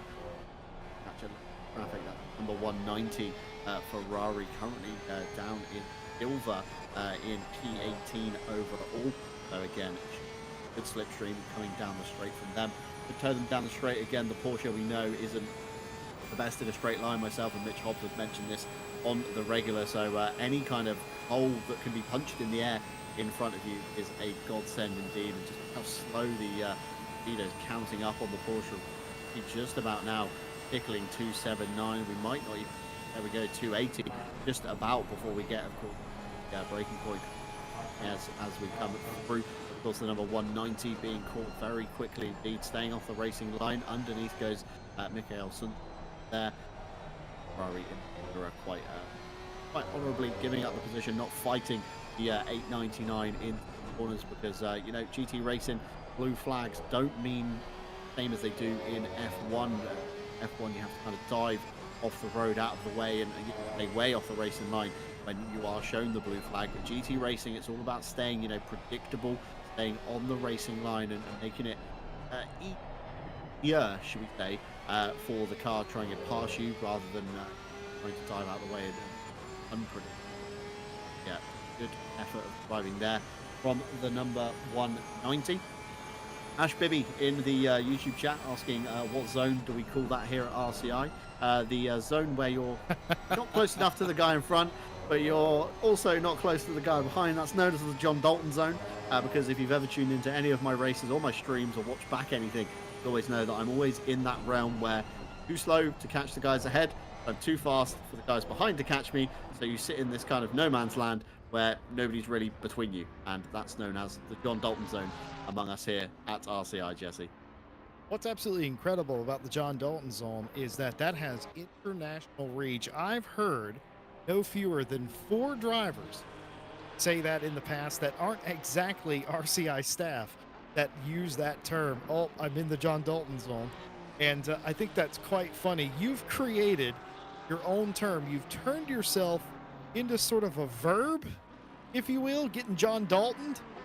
And John Dalton zone, by the way, by my estimation, is somewhere between 2nd place and 5th place when you're nowhere near anybody else. Yeah, it's a pretty accurate representation. It's normally somewhere inside the top 10. If you're lucky, maybe inside the top 5. Yeah, you're certainly doing well if you're referred to as being in the John Dalton zone, let's say, during a race. Meanwhile, at the moment, we've got the number 69, Dominic Hurl, currently at the wheel, chasing down Yao Manzo in the 707 RPMS Sim Sport. This is, of course, for class position. Of course, both drivers in the pro category.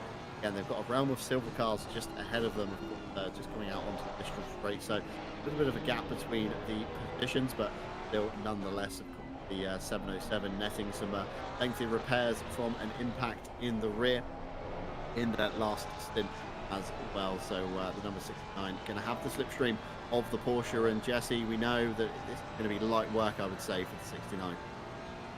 Yeah, it very well could be. You know, you get into a particular part of the race and you're on different strategies now. It's not like the first stint where everybody's on equal footing. You're doing different things with the tires. Your car's reacting a little bit different as well. Maybe you're not keeping up with some of the track changes in the temperature, and now all of a sudden, oh, that just seemed slightly unnecessary down the Mistral straight there. Felt like they could have got that pass done without the side-by-side contact. Oh, and it's going to be contact major here. That was very nearly a big crash. Somehow Zhao's able to save it, but again, that seemed very unnecessary, and even more so, very scary as we rode on board the Porsche. Yeah, absolutely did indeed. Going defensive coming out of Yes, very well held. A bunny hop over the curb for Yao Manzo. Very well settled in the Porsche there to kind of hold it. That could have very easily kind of bounced and snapped itself into the wall, and that would have been an even bigger amount of damage than what we saw earlier on. So, you know, kudos to Manzo for holding on to that one, but a very strange place to go defensive, as you said, Jesse Lee. Meanwhile, the Swiss RC car up the inside, a flash of the lights from Cormac Quinn behind in the number 190 Ferrari. Again, this isn't for position. This is, of course, this is pro on silver, so the Swiss RC car 10-second penalty earlier. They're on a bit of a comeback drive to try and catch the back of the pro cars as well. Always tricky when you're working with different classes of car. When you're on the same lap, everybody kind of deals with that a little bit differently.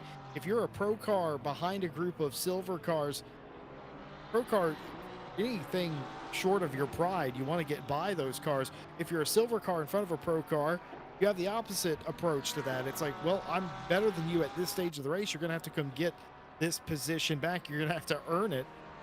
A lot of times, though, pro cars just sort of come back through. That's exactly what Swiss RC is doing here. And the 888 car just kind of driving their way back. And if you've made a mistake in this race, there's a lot of time left. You can't get too overeager, but now if you have a mistake now, it's still not the end of your race. You can claw a lot of these positions time back still, as long as you're on the lead lap. I reckon you still have a shot. Now, there will be a time in this race where that window closes and make one mistake, and that's going to be the tail of your day. But now, still got a little bit of time to work with. Yeah, a little bit of time indeed. I mean, you know, still 9.5 hours on the clock, plenty of time to, you know, cycle through all your drivers and, you know, see what will happen in the race. Comment in the Split 1 chat, of course, of the World Tour on Discord.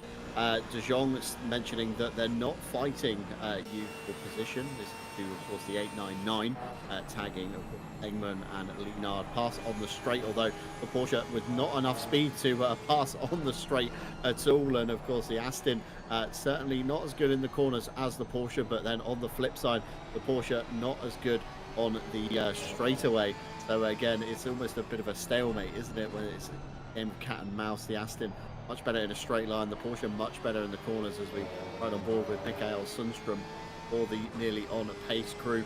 Of course, it's very hard to try and get through on the straightaway, so there's going to have to be a big lift from the Aston Martin in order to let this car pass. And again, Jesse, it's all about picking your fights, isn't it? You know, the 475 has had a good run so far. They're up inside the podium positions overall, of course, leading the silver class by quite a few cars. I mean, they've got 5 cars between themselves and the next nearest silver car. So the last thing you want to do is, of course, put up a fight to the nearly on pace car, and then it all ends in disaster. I mean, it makes for great viewing for us up here in the booth, and of course for the folks at home. But again, for your race chances and point scoring, not what you want to do. You want to try and, you know, keep it as clean as you can. So Miro there staying over to driver's left on the main straight. Mikael Sundstrom going past there up into P2 officially.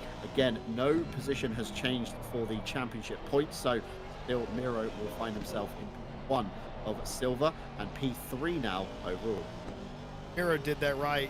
I think that was excellent. Got to a safe place of the racetrack, telegraphed that they weren't going to block or contest the position. They have the right to, does Miro. Doesn't matter what class they're in, they're on the same lap. But obviously realizing they had the most to lose there and didn't want to give up time, was able to get to a point where Sundstrom was able to get beside him in the nearly on pace car and just sort of facilitated it, backed off a little bit early.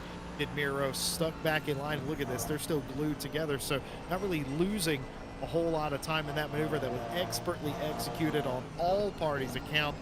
And now that makes Sundstrom and nearly on pace happy, because they're back in second place and they can chase down the leader here. That makes Miro happy because they haven't lost a ton of time. They've still got 4 cars in between them in more than 35, 40 some seconds the gap back to P2 in their class. This has so far been an excellent day for the DSRT sim racing group. And the problem is, though, is that it's going to fall on the other foot. They're going to have to take tires. I would imagine they're going to take tires later on once some of these other cars, particularly in their class, don't. Should even it a little bit, but even still, that's still 40 some seconds they've got the gap. That's not the difference of a tire change. That's way more than that. Yeah, that's absolutely so, isn't it? I mean, like you say, they've already got one of their double stints out of the way earlier on.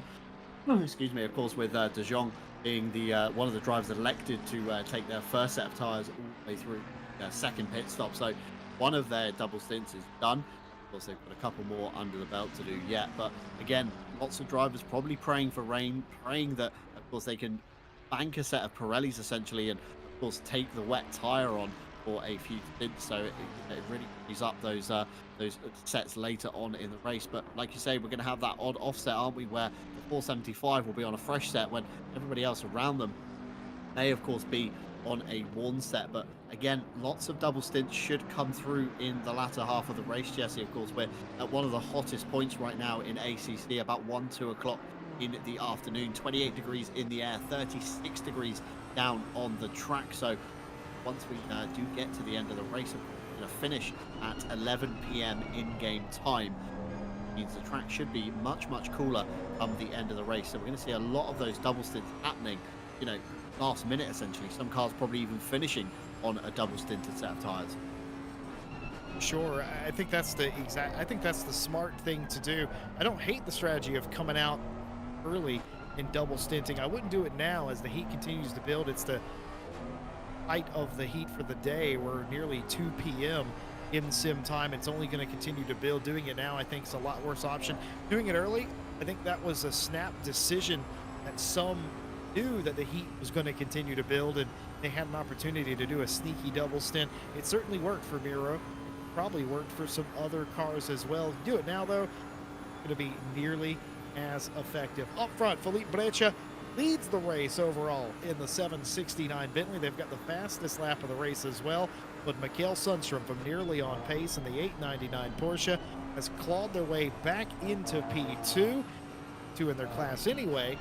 Now they are right behind, so to speak, the leader of the race. Now watch that be a battle that comes down to the very last. Ignacy Buchek in 4th place, the 3rd place car in pro category. 6 has moved up a couple of spots from the start of the race as well. Here is Adam Dubiel for Forza Italia.ple Racing. Heart goes out to them. Just was up there in the top 10, doing everything right at a time, and just a setback there. But still, mentioned earlier, you're going to have a mistake or an incident.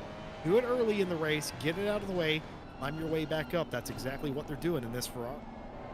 Yeah, absolutely, Jesse. And I mean, you have to learn from that mistake as well, don't you? You know cars can be a bit sketchy coming out of turn 9, and it's kind of what most with the 196, of course, putting both cars off to drivers right, and Bill very unfortunately found the wall earlier on. And spoke to Bill last time out, of course, at round 1, and saying that he's only just come back to sim racing, so of course still trying to find his feet in ACC. Of course, we've been through a few patches since we last seen Adam Dubiel on the grid, so certainly coming back at the right time, of course, with the slight damper update, of course, the Nordschleifer DLC being added in as well. So it's a fantastic time to really come back to ACC, and of course World Tour kicking off, so timed it very well indeed. But Bill putting on a great show at the moment, just behind Joe Dorber, currently P14. This is the fight for overall. The Mercedes looks much more confident coming out of the corners, but the Ferrari much more confident going in. Again, you get this kind of cat and mouse nature, don't you, where car gains in some aspects where the other car loses, vice versa. A bit of a slide coming out of turn 6 before turn 7, and Dubiel with a twitch as well for turn 7. That's going to hamper his run onto the straight, and he's probably just lost all that slipstream that he would have had he kept that clean, Jesse. Yeah, that's the unfortunate part. If you get it wrong entering the Mistral straight, then you're using the entire straight, especially if you have a horsepower advantage, just to catch back up, and squandered your opportunity for another lap in most cases. Sometimes the driver in front will make a little bit of a mistake and give you a shot, but yeah, it took that entire straight to catch Dubiel back up to the back of Joe Dauber here, but couldn't get any more of it. So now it's all about not making that mistake again. We're probing for weakness here in sector number 3. Reading chat quite humorously, Harry Conway entered in this race, the SJ and H GTR. He was making a reference about being stuck behind or around GTR earlier. A lot of the chat doing their rain dances right now, both split 1 and split 2. According to Mike Redford, has boring weather, meaning sunshine out there. I think most places would enjoy some nice sunshine, but a lot of these teams don't want to have to double stint these tires at different intervals. Rain, of course, would solve that. The double stint, the wet tires, only the dry ones. So eliminate having to run one of the sets of dry tires or save them running the wets, of course. That would fix that problem. They're doing the rain dance. Fabian Schmedberger's joined us. They're cheering on Mr. Sweden, who can be nobody else other than Mikael Sundstrom, who has just taken pizza. Yeah, absolutely. So great to see Fabian in the chat, and also Sebastian Brunier briefly dropping in as well earlier on. So great to see, like I say, old names and new names here at RCI TV. Like I say, Tom Shipson also praying for a rain dance, and Frederick Gutman coming back in to cheer on the 969. You may remember him from last year's World Tour, of course, aboard the Audi R8. They did a fantastic run away from the first to the final round, and been making great highlight videos along the way as well, so certainly look them up. One of them you can find on RCI TV on YouTube under the videos tab as well. That was the Suzuka 24 hours highlight reel, which is a fantastic piece of video editing nonetheless. Adam Dubil has managed to find their way past Joe Dorber. That was happening on the Mistral Straight just then, so the Forza Italia driver now up into P14. They can set their sights forward 5.5 seconds to the good. Bernardinis still in the number 104. Now, tell me if I'm wrong, but I'm sure Bernardinis has been in that car since the very beginning. Well, some of these teams have unique strategy, John, and that is one driver is going to run 3 or 4 hours. Another driver gets in, they'll run 3 or 4 hours. And of course, every time you come down pit lane, that resets your stint timer. Of course, obviously, your overall drive time continues to add up. But as long as you switch off on those intervals and keep flip-flopping like that, you can get to the end. Some of that could be commitment Saturday. One driver's not available till maybe, 4, 5, 6 p.m., so one driver has to carry the load, and that's not a particularly exciting prospect. It's a sort of a physical racetrack, but not nearly as taxing as, let's say, Bathurst, so you can almost get away with it.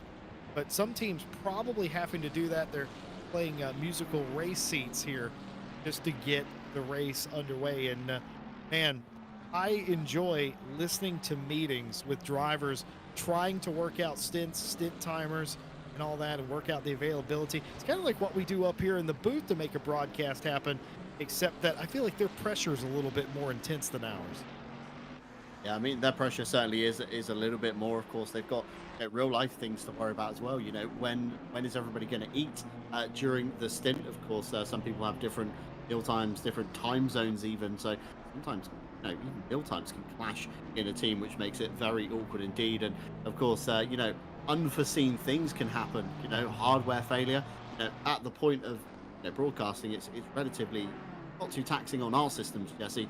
Of course, we've got a Discord window open, we've got the game open, got a few programs here and there open, but again, nothing too intense that we're doing on our machines. And guys, of course, have to survive for 12 hours sometimes on the same machine. Some drivers, of course, do jump out of the game to give their machine a little break, but relatively speaking, most of them are in the game for a good 6 hours. If you're splitting this race down the middle between two of you, 6 hours apiece your machines do have to survive for.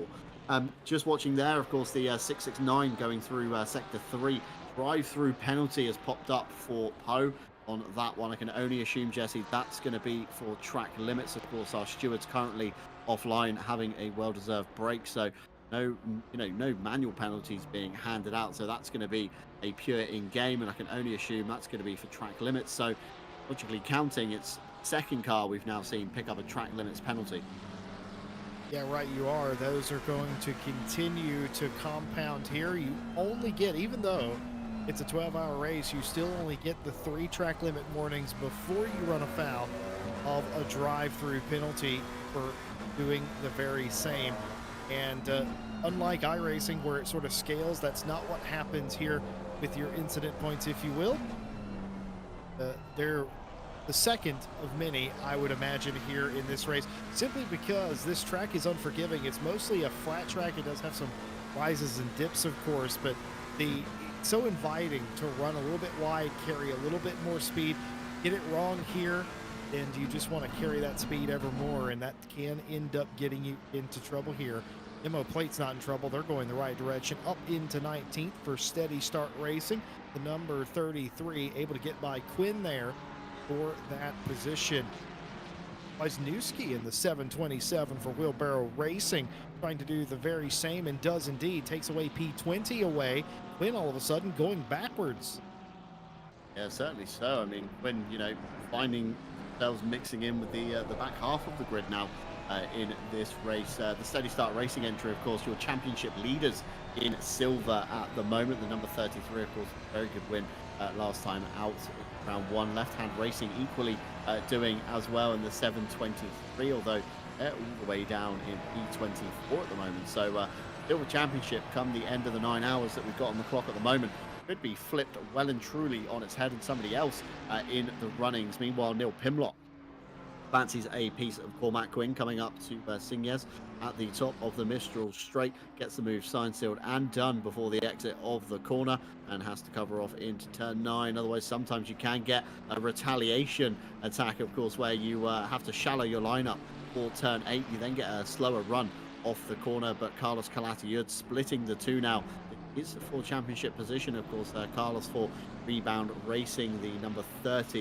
Of course, they've got a senior and a junior team. I think Carlos is part of the junior side of the outfit, as they're in the silver category.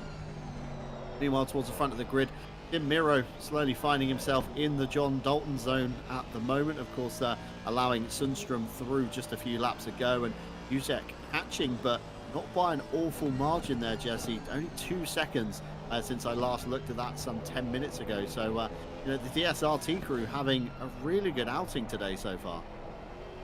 Yeah, some days it's your day, and the Dutch Sim Racing team, they've got this thing figured out. And whether that's the car, the driver, the setup, a combination of all, I would suspect, they have the number of everybody else, especially in their class, but also an overall podium. It doesn't mean a whole lot when you look at stats and statistics. Don't think about it after the fact. This team will never forget it. If they're able to pull off an overall podium here today, they'll never forget that. As a silver team, to get that accomplished would be immense for them, and that's kind of what you remember. The stat sheet won't show it because it's irrelevant in the course of 2 different championships, but to them, that's really cool, knowing that they've outrun so many good teams, or could potentially up with so many good teams as a silver group. Long way to go from now, and a couple of other drivers got to get in that car as well.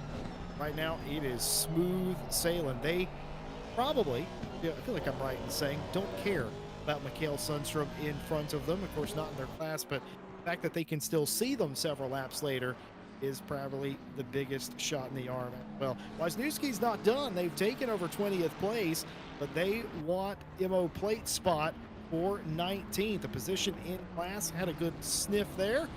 Into the Mistral straight into turn 9 as well. Couldn't get it done. Falls back in line. Is this really, the rest of the sector, not really a passing zone?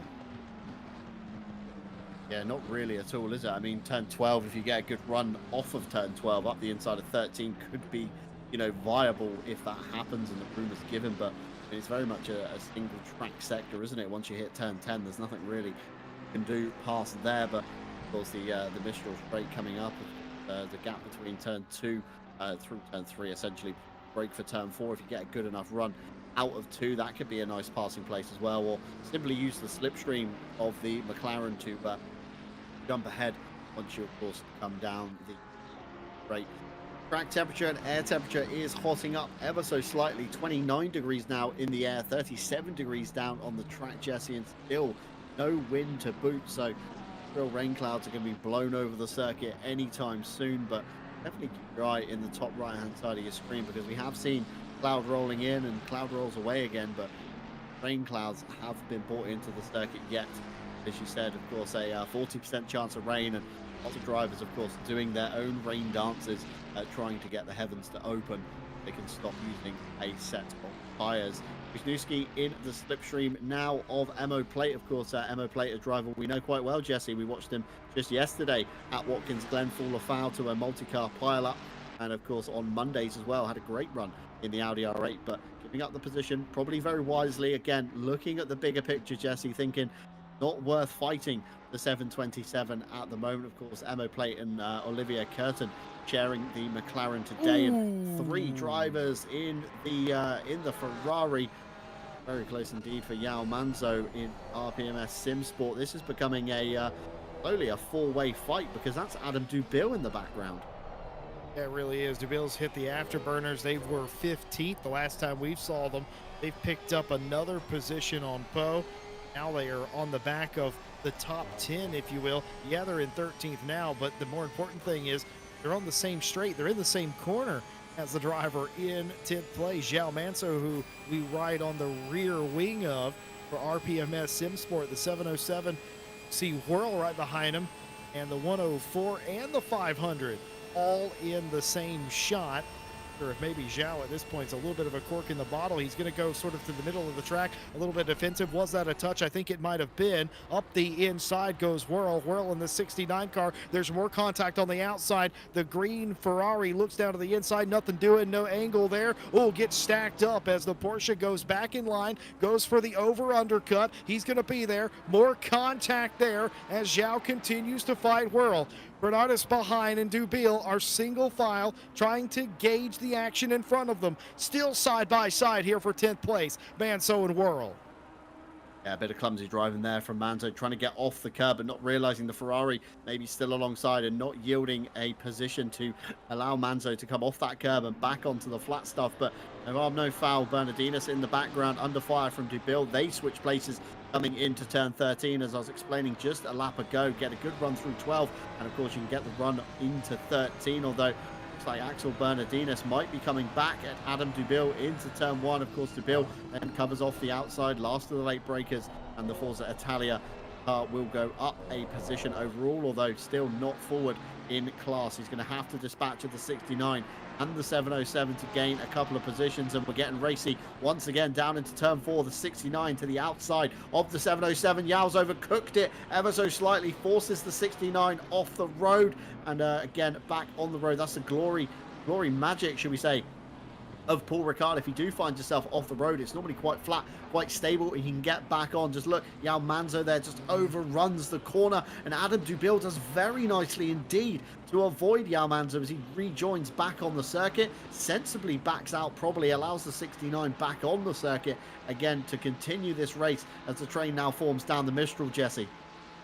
Dubil has dispatch of Bernardinas, and now it is a 3-car train with Bernardinas looking. They're going to be 3 wide down the Mistral straight. The 500 goes wide. Around the Manso car goes Whirl. The 2 Ferraris now side by side as they go through turn 8 and up to turn 9. Are they going to be 3 wide again? No. A block there puts the Porsche still down in 3rd, but he's got the inside. And look who's got all the way up to top 10. It's the Forza Italia.pl car. Adam Dubil has recovered all the way back inside the top 10 in the 500 Ferrari. The fight behind them, still more contact still between Whirl and Manso. No love lost between these two, now racing for P11.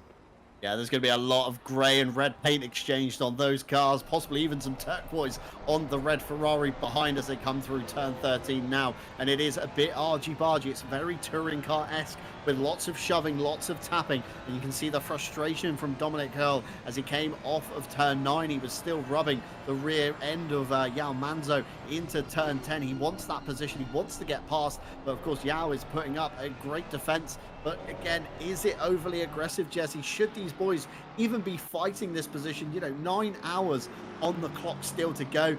Anything can happen. At this point, maybe RPMS should cut their loss and say, you know what, on you go. We've lost enough time here. Let's get back onto the mission at hand. And that is, of course, to get to the end with as little trouble as possible. Well, should they be contesting the position? Absolutely. You're a racing car driver. That's what you're here to do. You're here to race other cars. Should they be making all that silly contact? Probably not. They probably should stop doing that. They've just about gotten away with it here, and that it's fun until it isn't. Still, somebody goes spinning off. But I wonder, situations like that, some drivers don't mind that at all. They think it's quite fun to bump fenders. Others get really upset that you would rub fenders with them. Hard to say if it was equal aggression or not, but either way, depends on the mentality of the driver. Is it okay? Is it not okay? I don't think there's any love lost between those two, Manso and Whirl, in that fight right there. I think they were both taking it to each other, as we say in America. Yeah, they certainly were, weren't they? It wasn't, it wasn't a one-sided crusade from either driver. It was, equal tit for tat. It was one bump there, one bump back, and Bernardinas has now capitalized on the number 69. Let's have a look. Through turn 9 they go, up the inside, so must have got a good run through turn 8 to pull alongside. So the Sim Racing team will go up a position to P13 overall. Of course, they find themselves in the mix of the pro cars. Technically P5 overall in silver. To take P4 they have to take Alsa in the 234, who's just inside the top 10. And speaking of just inside the top 10, this car here, the number 2 ACC Vlaanderen car, found themselves on the grid, clicked drive. They were adamant they had clicked drive. It was good to go, and then teleported back to the pit lane before the formation lap began. Of course, held for the whole grid to pass and then got underway. So they've come all the way from the back of the grid, Jesse, up to P8 in under 3 hours. So this could be a car to watch, certainly until the end, making good progress. Yeah, Cliff Bulke behind the wheel trying to make a move themselves on the 196. Close quarters racing there. The 196 found themselves in penalty trouble early on in this race. They amassed somewhat 25 or some seconds worth of penalties the opening hour or so. That's behind them now. They're still racing up inside the top 10, but now down a spot there as the Belgian driver is able to put the move on them for 7th place. A little bit further behind them, Joe Dauber for Rebound Racing, the 777, the senior team, as I believe you called a little bit earlier, John, racing for a 15th place spot, or a 14th place spot, I should say, with Eli Poe here. And I love all the different lines that they take into those corners. Once a driver following recognizes that, okay, they're taking the optimum line or they're taking the defensive line, I'm going to instinctively take the complete opposite line. You see it here in turn number 9. Davey Hill did the same exact thing to the 45 of John Araser. Realized that John Araser was taking the defensive line. Davey Hill did the opposite of that. Look at that. They're side by side. Yeah, absolutely. So, me and Mitch were saying earlier, it's a boring track to hot lap Paul Ricard, but it certainly provides for, fantastic racing. If you can stay close enough through, some of these sectors, you can really get the battle going again with the slipstream down the Mistral Straight. And Davey Hill there looking to the inside in the final turn, gets the nose chopped ever so slightly by John Araser, but nonetheless keeps it out of the side of the car, and that gap should open up a little bit more. Meanwhile, back we've got Emo Plate this time and Neil Pimlott again.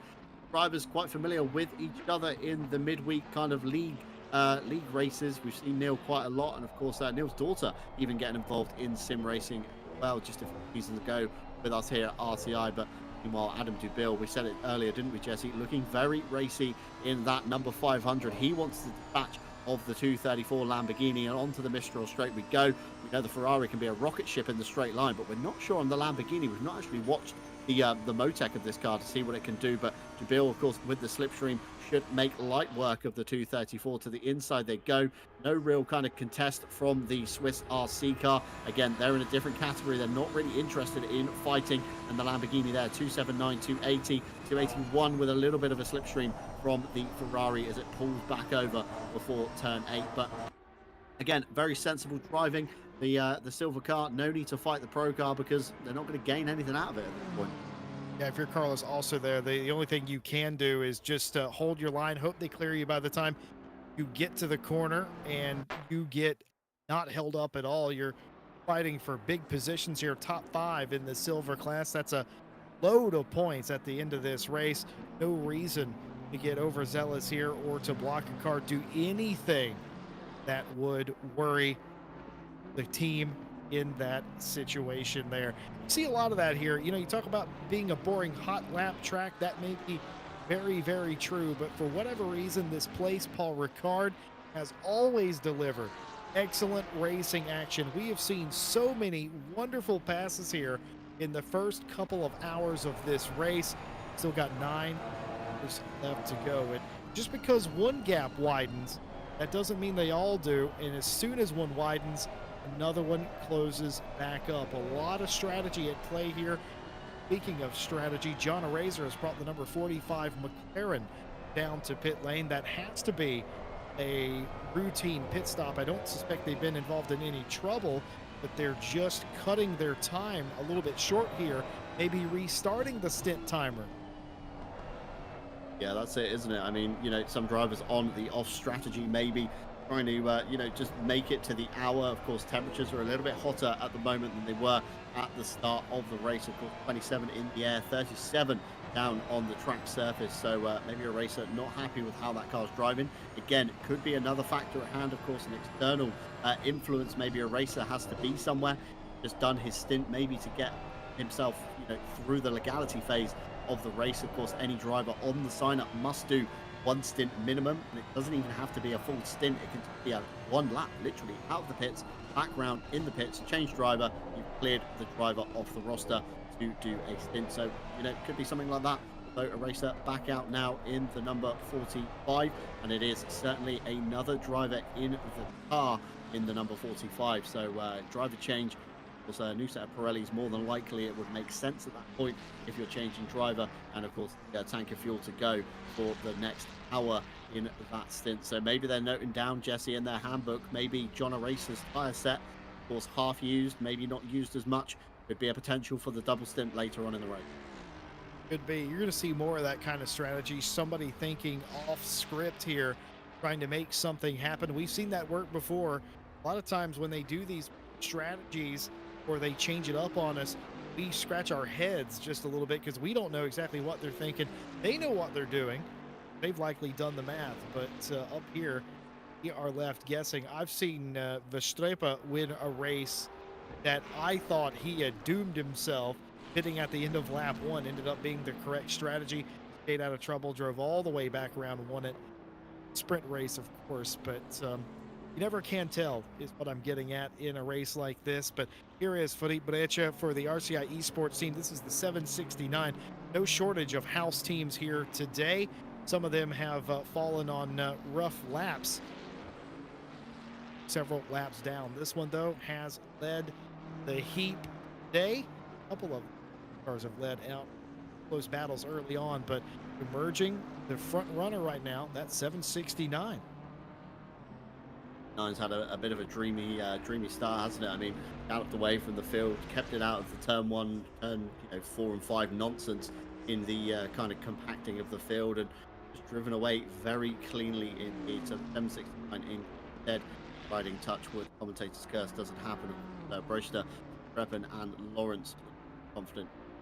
Bentley again on the favourable side of the bot today, minus 28 kilos for Bentley, only 12 kilos lost from the Porsche. The Aston has gained 12 kilos and McLaren gaining 16 kilos, and the BMW immediately at 1 kilo. Lamborghini at plus 14 kilos on their efforts, and the Ferraris netting themselves plus 2. One down there, the Mercedes actually, the 2 Mercedes in the field plus 14 kilos. BOP will talk based off LFM findings them, so props to every driver that has got involved in the BOP, Jesse, because BOPing a field, of this many cars, manufacturers, so many different quirks about each car. It's not an easy task by any means. No, of course it isn't. It's a lot of work to BOP just a couple of cars and get them comparable. Of course, the BOP is ever shifting. LFM's always trying to update it, keep it current, make it more competitive at different tracks. This is the first series we've ever ran with the LFM BOP, and I think it's been quite interesting, especially putting some of these older cars, maybe getting the Aston even more competitive as well has been very interesting. Got a decent enough mix there, and you never know what it's going to do in the long term, because it looks like this now. The manufacturer scoreboard doesn't mean that it's necessarily going to end that way. Got a couple of Ferraris coming through the field. Dubil, one of those as well. Remember, that was a top 5-ish car earlier on as well. So LFM BOP, I mean, it was something that the community wanted to do, and instead of running it on a weekly series, what Tom Bryant, the event manager, did was he just said, you know what, let's just run it for the biggest endurance series of the year for us. Yeah, why not? No time, like the presents for everybody in, at the deep end, essentially, with what we think we know about ACC. And of course, it's certainly changed up a lot of teams' picks for cars, I would say. We wouldn't see a Bentley in the field, let alone 2 of them. being fielded nonetheless. A lot less McLarens than we're kind of used to being in, the any major esport series. A lot of it is McLarens, BMW M4s, Porsches, a few brave picks in the field, maybe a couple of Lamborghinis if you're lucky, but certainly, would never ever see a Bentley setting if Martins and ladies like dribble measure. But yeah, Bentley being the odd pick. Of course, we've seen a GTR here today, very briefly fielded by the SJ and H team, though they have unfortunately left a disconnect earlier on. Baddy Harry Conway mentioning that one to us. Very unfortunate indeed. I was excited to see how far the GTR could really get itself up the field. Meanwhile, to the front, of course, it's still Brechster leading Sundstrom. Miro 8.5 seconds to the good off the back of nearly on pace now. Buzek has closed up about 8 seconds or so, slowly gaining on the back of the seconds early. Yeah, slowly gaining on the back. I mean, I've seen it as high as 22, now down to 12. So, yeah, good 10 seconds or so over the course of a stint. It's a bad place to be, but still, the DSRT camp enjoying what they're doing at the moment. A good run so far through the afternoon here. Mikael Sundstrom, of course, going to net some slipstream off the car ahead. I think that's the 317 of Hill, as he indicates to the left-hand side. I'm not sure the BMW is going to realize how much he might have to lift in order to let that Porsche pass before they get to the top of the Mistral straight. Of course, the 899 still alongside as we go into turn 8. And yeah, it does take a long old time for the Porsche to be able to pull alongside and get the overtake done. In the background, I think that's the recovering sister RCI car, isn't it? The 797. Currently Jordan Daly aboard that one after a few connection issues. Martin Grady car was disappearing and reappearing earlier on. We did catch it on board with Billy Octane, which was rather distracting. So Stewart's sent out a notice today, fix your connection issues, or we're going to have to do something about it. So cycle through drivers. Grady's tried to restart everything in order to fix that. And fingers crossed, Jesse, we can potentially be back in the race later on. Been told that he's a little wary that he's unable to rectify whatever it is, but they've still made a go of it here today. We'll see if that car lasts to the finish line. That's unfortunate for a car that led early in this race, that looked poised minimum of top 5 here today. They've been relegated back there. No real fault of their own, just unlucky roll of the dice that's put them there. But, some days, John, it's just not your day. You've got to know when to throw in the towel. But Daly woke up this morning, wanted to race, so he's going to drive that thing as long as possible, or until able to work something out. Unknown if it's actually Katie's issue or just something weird going on with the simulator. No idea exactly what's happening there, but troubleshooting at 260 kilometers an hour, bit of a daunting task, I would say. Yeah, I mean, we've seen Daly, haven't we, join the YouTube chat at 260 kilometers an hour, chirping in to some of the broadcasts. So the man is of many talents, and driving fast, troubleshooting, and engaging in chat is certainly up there on his roster of talents nonetheless. But yeah, kudos to them for sticking around and trying to see it, of course, out to the end. I'm going to scroll through chats going on at the moment. It's of course De Jong commenting to Grady and Daly that they're not fighting them. Please pass on the straight when they catch, which is done already. So again, good communication coming out from a lot of the teams here today, and a lot of the teams, Jesse, just really choosing their battles. There's no need, of course, for 475 to hold up the 747 at all on their crusade back to the front. They can just let them go, and no harm, no foul. Maybe even get a little bit of a tow down the straight, of course, progress themselves forward on to their progress on track position. Yep, certainly the case. And you're a little, you would prefer that gap to be completely stable, wouldn't you, back to Ignacy Buzek behind, but in a way you're not really concerned about that because it's not your fight to keep the overall podium for bragging rights, but that doesn't pay you anything. And realistically, if you're not the driver in the car, you're telling Tim at this point, look, we've still got a 20-something gap back to the nearest car that matters. We're still way out in front of this thing. We're still leading. We're still setting the pace. for our class. It's just other cars that have maybe done a different strategy, that have maybe had issues coming back through the field just a little bit. So don't get too swept up in that. Don't worry about that. 316 BMW, Southcott's brought that car into the pit lane. They're running fifth on the racetrack, and that is still an early pit stop. I suspect that's scheduled, but still early. They've cut their stint short. Yeah, we've still got about 5 minutes or so, if I'm right in my calculations, maybe 10 minutes.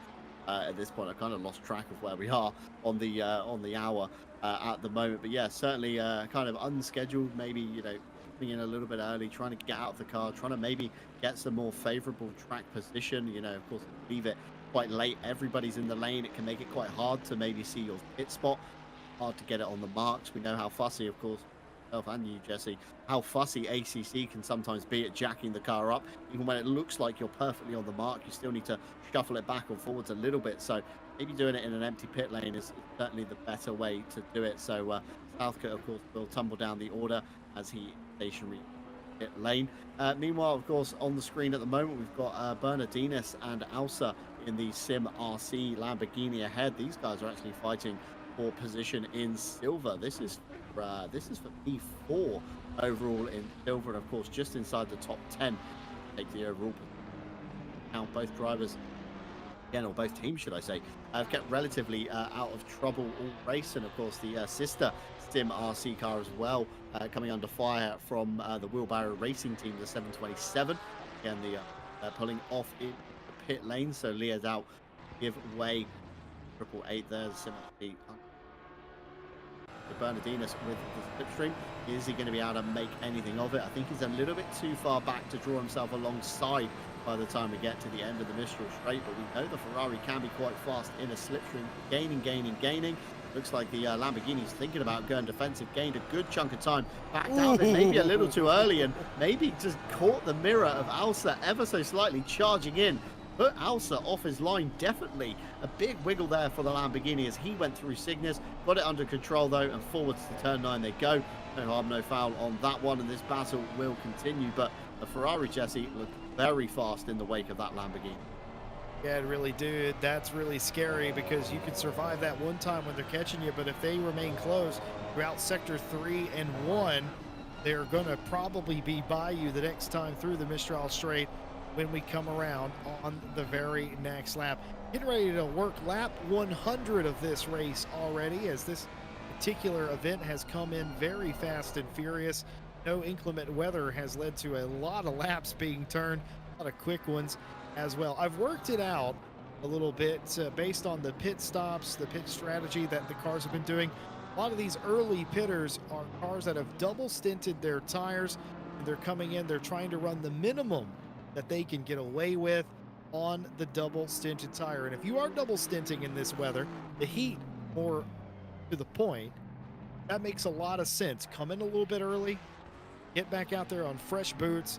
Don't double stint next time because it's still going to be hot. Think about double stinting again a little bit later in the afternoon and the evening. But this is the part of where strategy comes into play. The pit stops start properly now. More and more cars coming down the lane, nearly on pace, pitting out of P2. Miro, the Dutch team, out of the lead in silver, P3 overall. Ignacy Buchek, one of the RCI cars, is in, but Ibrecha did not come in the last time, but they are now almost in response, perhaps, to the cars that are directly in front of and behind them that they may be racing against. So all of the top 4 down pit lane. Mikael Sundstrom for nearly on pace, down and gone already. That's the thing, isn't it? I mean, if you get down and gone in an early pit lane, of course, that's going to be good. The 797 here having a bit of a tangle with the 317 as they try and navigate their way back through. Of course, there'll be no blue flags for the 797 because, of course, they are way down the order. So Davey Hill maybe getting caught kind of unaware at the moment on that track position. But nonetheless, Bailey probably dispatched of him already. Neil Pimlott finds himself behind the number 69 at the moment. I'm assuming that's because the 69 has shuffled themselves out of position in the last pit stop. That's why they find themselves slightly down the order. They were a little bit higher up earlier on. More cars down the lane, the 196, the 500 of Adam Dubil, the SPHE Motorsport crew, Swiss RC, so down the lane with the RPMS SimSport car as well. So keep an eye on the pit stop timers, Jesse. See if we can work out if anyone has elected to take another double stint, but quite rare, possibly at the hottest point of the day in sim time. Of course, it begins to cool down around after 3 o'clock in ACC's kind of weather system. So, you know, you want fresh tires basically for the whole beginning of the race. You need to look after the tires that you're running in the cooler conditions, because you're going to have to come in later. Because we've already seen Les Stevenson go backwards through Signes. That was with the number 46 car that we're watching at the moment. So Les's set of tires, you can write them straight off. Of course, Grim Lilith with the controller inputs. Les last time was comparing a set of tires that Grim had used to what everybody else had used, and probably thought maybe better not to take Grim's tires for a double stint this time by. So again, Grim's tires are going to be written off of the number 46. So hopefully Neil's done enough to keep these alive. Two things that I've noticed in this race so far, one of which was definitely touched on in the pre-race briefing today about the use of turn signals. It's not mandatory, but it's highly encouraged. I've seen a lot of turn signal usage here today to indicate where cars can pass, and also coming down pit lane. The other interesting thing that was talked about in the driver's briefing this morning was that they could actually clip the white line on pit entry, and that wouldn't be too terribly looked down upon. Clipping the white line on pit out, though, is an absolute no-no. You got to stay in the lane. But even still, I see just about every car coming to pit lane, and they're making sure they're absolutely inside the line on pit in. They do not want to draw the ire and unwanted attention of anybody else. So they're getting into the lane safely. They're exiting the lane safely as well. They're using turn signals, communicating effectively. And here are the pit stop timers. The pit stop cycle for majority leader started on lap 97. It was a 51.599 for Mikhail Sundstrom there. That tells me that's a double stint on the tires. Christoph Verstrepe into the 769, 105.8 for them. That's a new set for them. A 111 for Kjellgren. That is a new set of tires. 106 for Mullen. That is also a set of new tires. So pretty much everybody that I can see all the way back to Horschnick in P9, with the exception of nearly on pace in P2, have taken new tires. A couple of cars have rolled the dice here, John, in the middle part of the field, and in OP up at the front of the field on double stinting in the hottest part of the day. Interesting for the 899 to do that as well. I was very much expecting them to be the kind of late double stinters, shall we say, in the race when, of course, temperatures drop. But one of their engineers has seen something that we haven't. Maybe they've found the secret recipe to double stinting those tires and certainly keeping them alive. I mean, they've been in clear air, haven't they, relatively, since they've got past the Dutch Sim Racing team, of course, after the 475 yielded to them on their crusade towards the front. So maybe Sundstrom's just in a happy place right now on track position, knows he hasn't got anybody really to fight or to contend with, and thinks the earlier they can get the double stint out of the way, the better. Of course, once track temperatures cool down in ACC, we know cars get faster, so maybe they're thinking of that later on in the race, of course, when everybody else is going to be on a set of used second-hand tires. They'll be on some nice fresh Pirellis, maybe lighting up the timing board as they go. Well, Joe Dalbert has joined us in chat saying, I don't think my rain dance is working quite well. Yeah, you say that, Joe, but you'll notice that the wind has picked up. It's a full 1 kilometer now. It was a dead, stagnant day here in France up until that point. It is 1 kilometer. There's no real movement in the weather. It's mostly sunny now with the sun beaming down. But that wind typically means that the weather is changing, moving. Maybe a rain cloud could potentially be following at some point, but certainly not for the next 30 minutes. And who knows, the weather is so fickle that it could die down as it spun. Folks at home, just want to thank all of you for being with us and appreciate all of your views both on YouTube and Twitch today. And we invite you to like and subscribe over on YouTube and follow over on Twitch. It doesn't cost you a thing, and we appreciate it. It helps us with the visibility of the channel so we can bring more fantastic racing for you. Thanks to everybody who's been doing all of those things in recent memory. We crossed the 4,500 subscriber threshold somewhat recently. We've gained another 10 or so subscribers in the past week or so. Well, so that's very cool of all. Appreciate it, and we thank you so much for being with us here on a Saturday as Schlattler, excuse me, in the 969 has gotten a drive-through penalty, and that typically only means one thing. It's going to be the third of the track limits violations that we've spotted up here, of course, in the booth. Stewards currently offline at the moment, so nobody's submitting reports or protests, and of course they'll catch up with all those back online. So yeah, this is only going to be an in-game handed out penalty again. Could be slightly speeding in the pit lane, or could be the track limits. There's a bump there from Nico Kumpu into the back of Richard Phillips, I think. Richard Phillips with a big tweak on the straight there. That was a bit unnatural from the Porsche driver, so logically been slightly assisted, I would say, by the Rebound Racing car. Certainly was very close quarters racing. We've seen a lot of that, a lot of bumps, and I think majorly a lot of that the team sort of shrug off, especially in a racetrack like this where fast, very flowing. Just take the little tiny bumps and you get over it, you get back to racing. A flash of the lights there to him, though, registering their emotions, and usually I'm quite good at decoding what drivers mean by that, but I don't know if that was a yeah, I see you, or yeah, you're holding me up there a little bit. Well, folks, it's about that time of the race. We will take a step aside. We'll be back for the final 4 or so hours of the 12-hour of Paul Ricard. But in a moment's time, we're going to be signing off. Part 2 will be back live for the end of the race. You can find that both on Twitch and YouTube later on this evening. Been an action-packed first part of the race. Several different leaders up in front of the field. Their strategy all over the place. The weather hasn't played a factor other than the heat. Strategy's been excellent. The racing has been phenomenal. Pretty much a perfect day thus far here at Paul Ricard. Wouldn't you say, John? Yeah, pretty much an ideal, an ideal Saturday afternoon of sim racing, really, especially in the endurance camp of things. Of course, we had one of the cleanest starts I can ever recall casting for an endurance race. A little bit of contact throughout the opening hour or two as drivers kind of found their feet and found track position in their kind of skill set matches, shall we say, as we're about to see a double pass almost there between Swiss RC, Rebound Racing, and RPMS, as well as the 69 in front.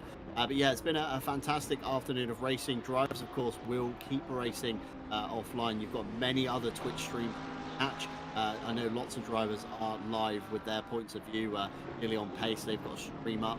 RPMS, I'm sure one of those guys is, and probably Rebound Racing somewhere as Nico Kumpu hooks too much curb and gets a big armful of opposite lock there. But yeah, plenty of drivers still streaming, so have a peruse around on the ACC category on Twitch and have a search around YouTube.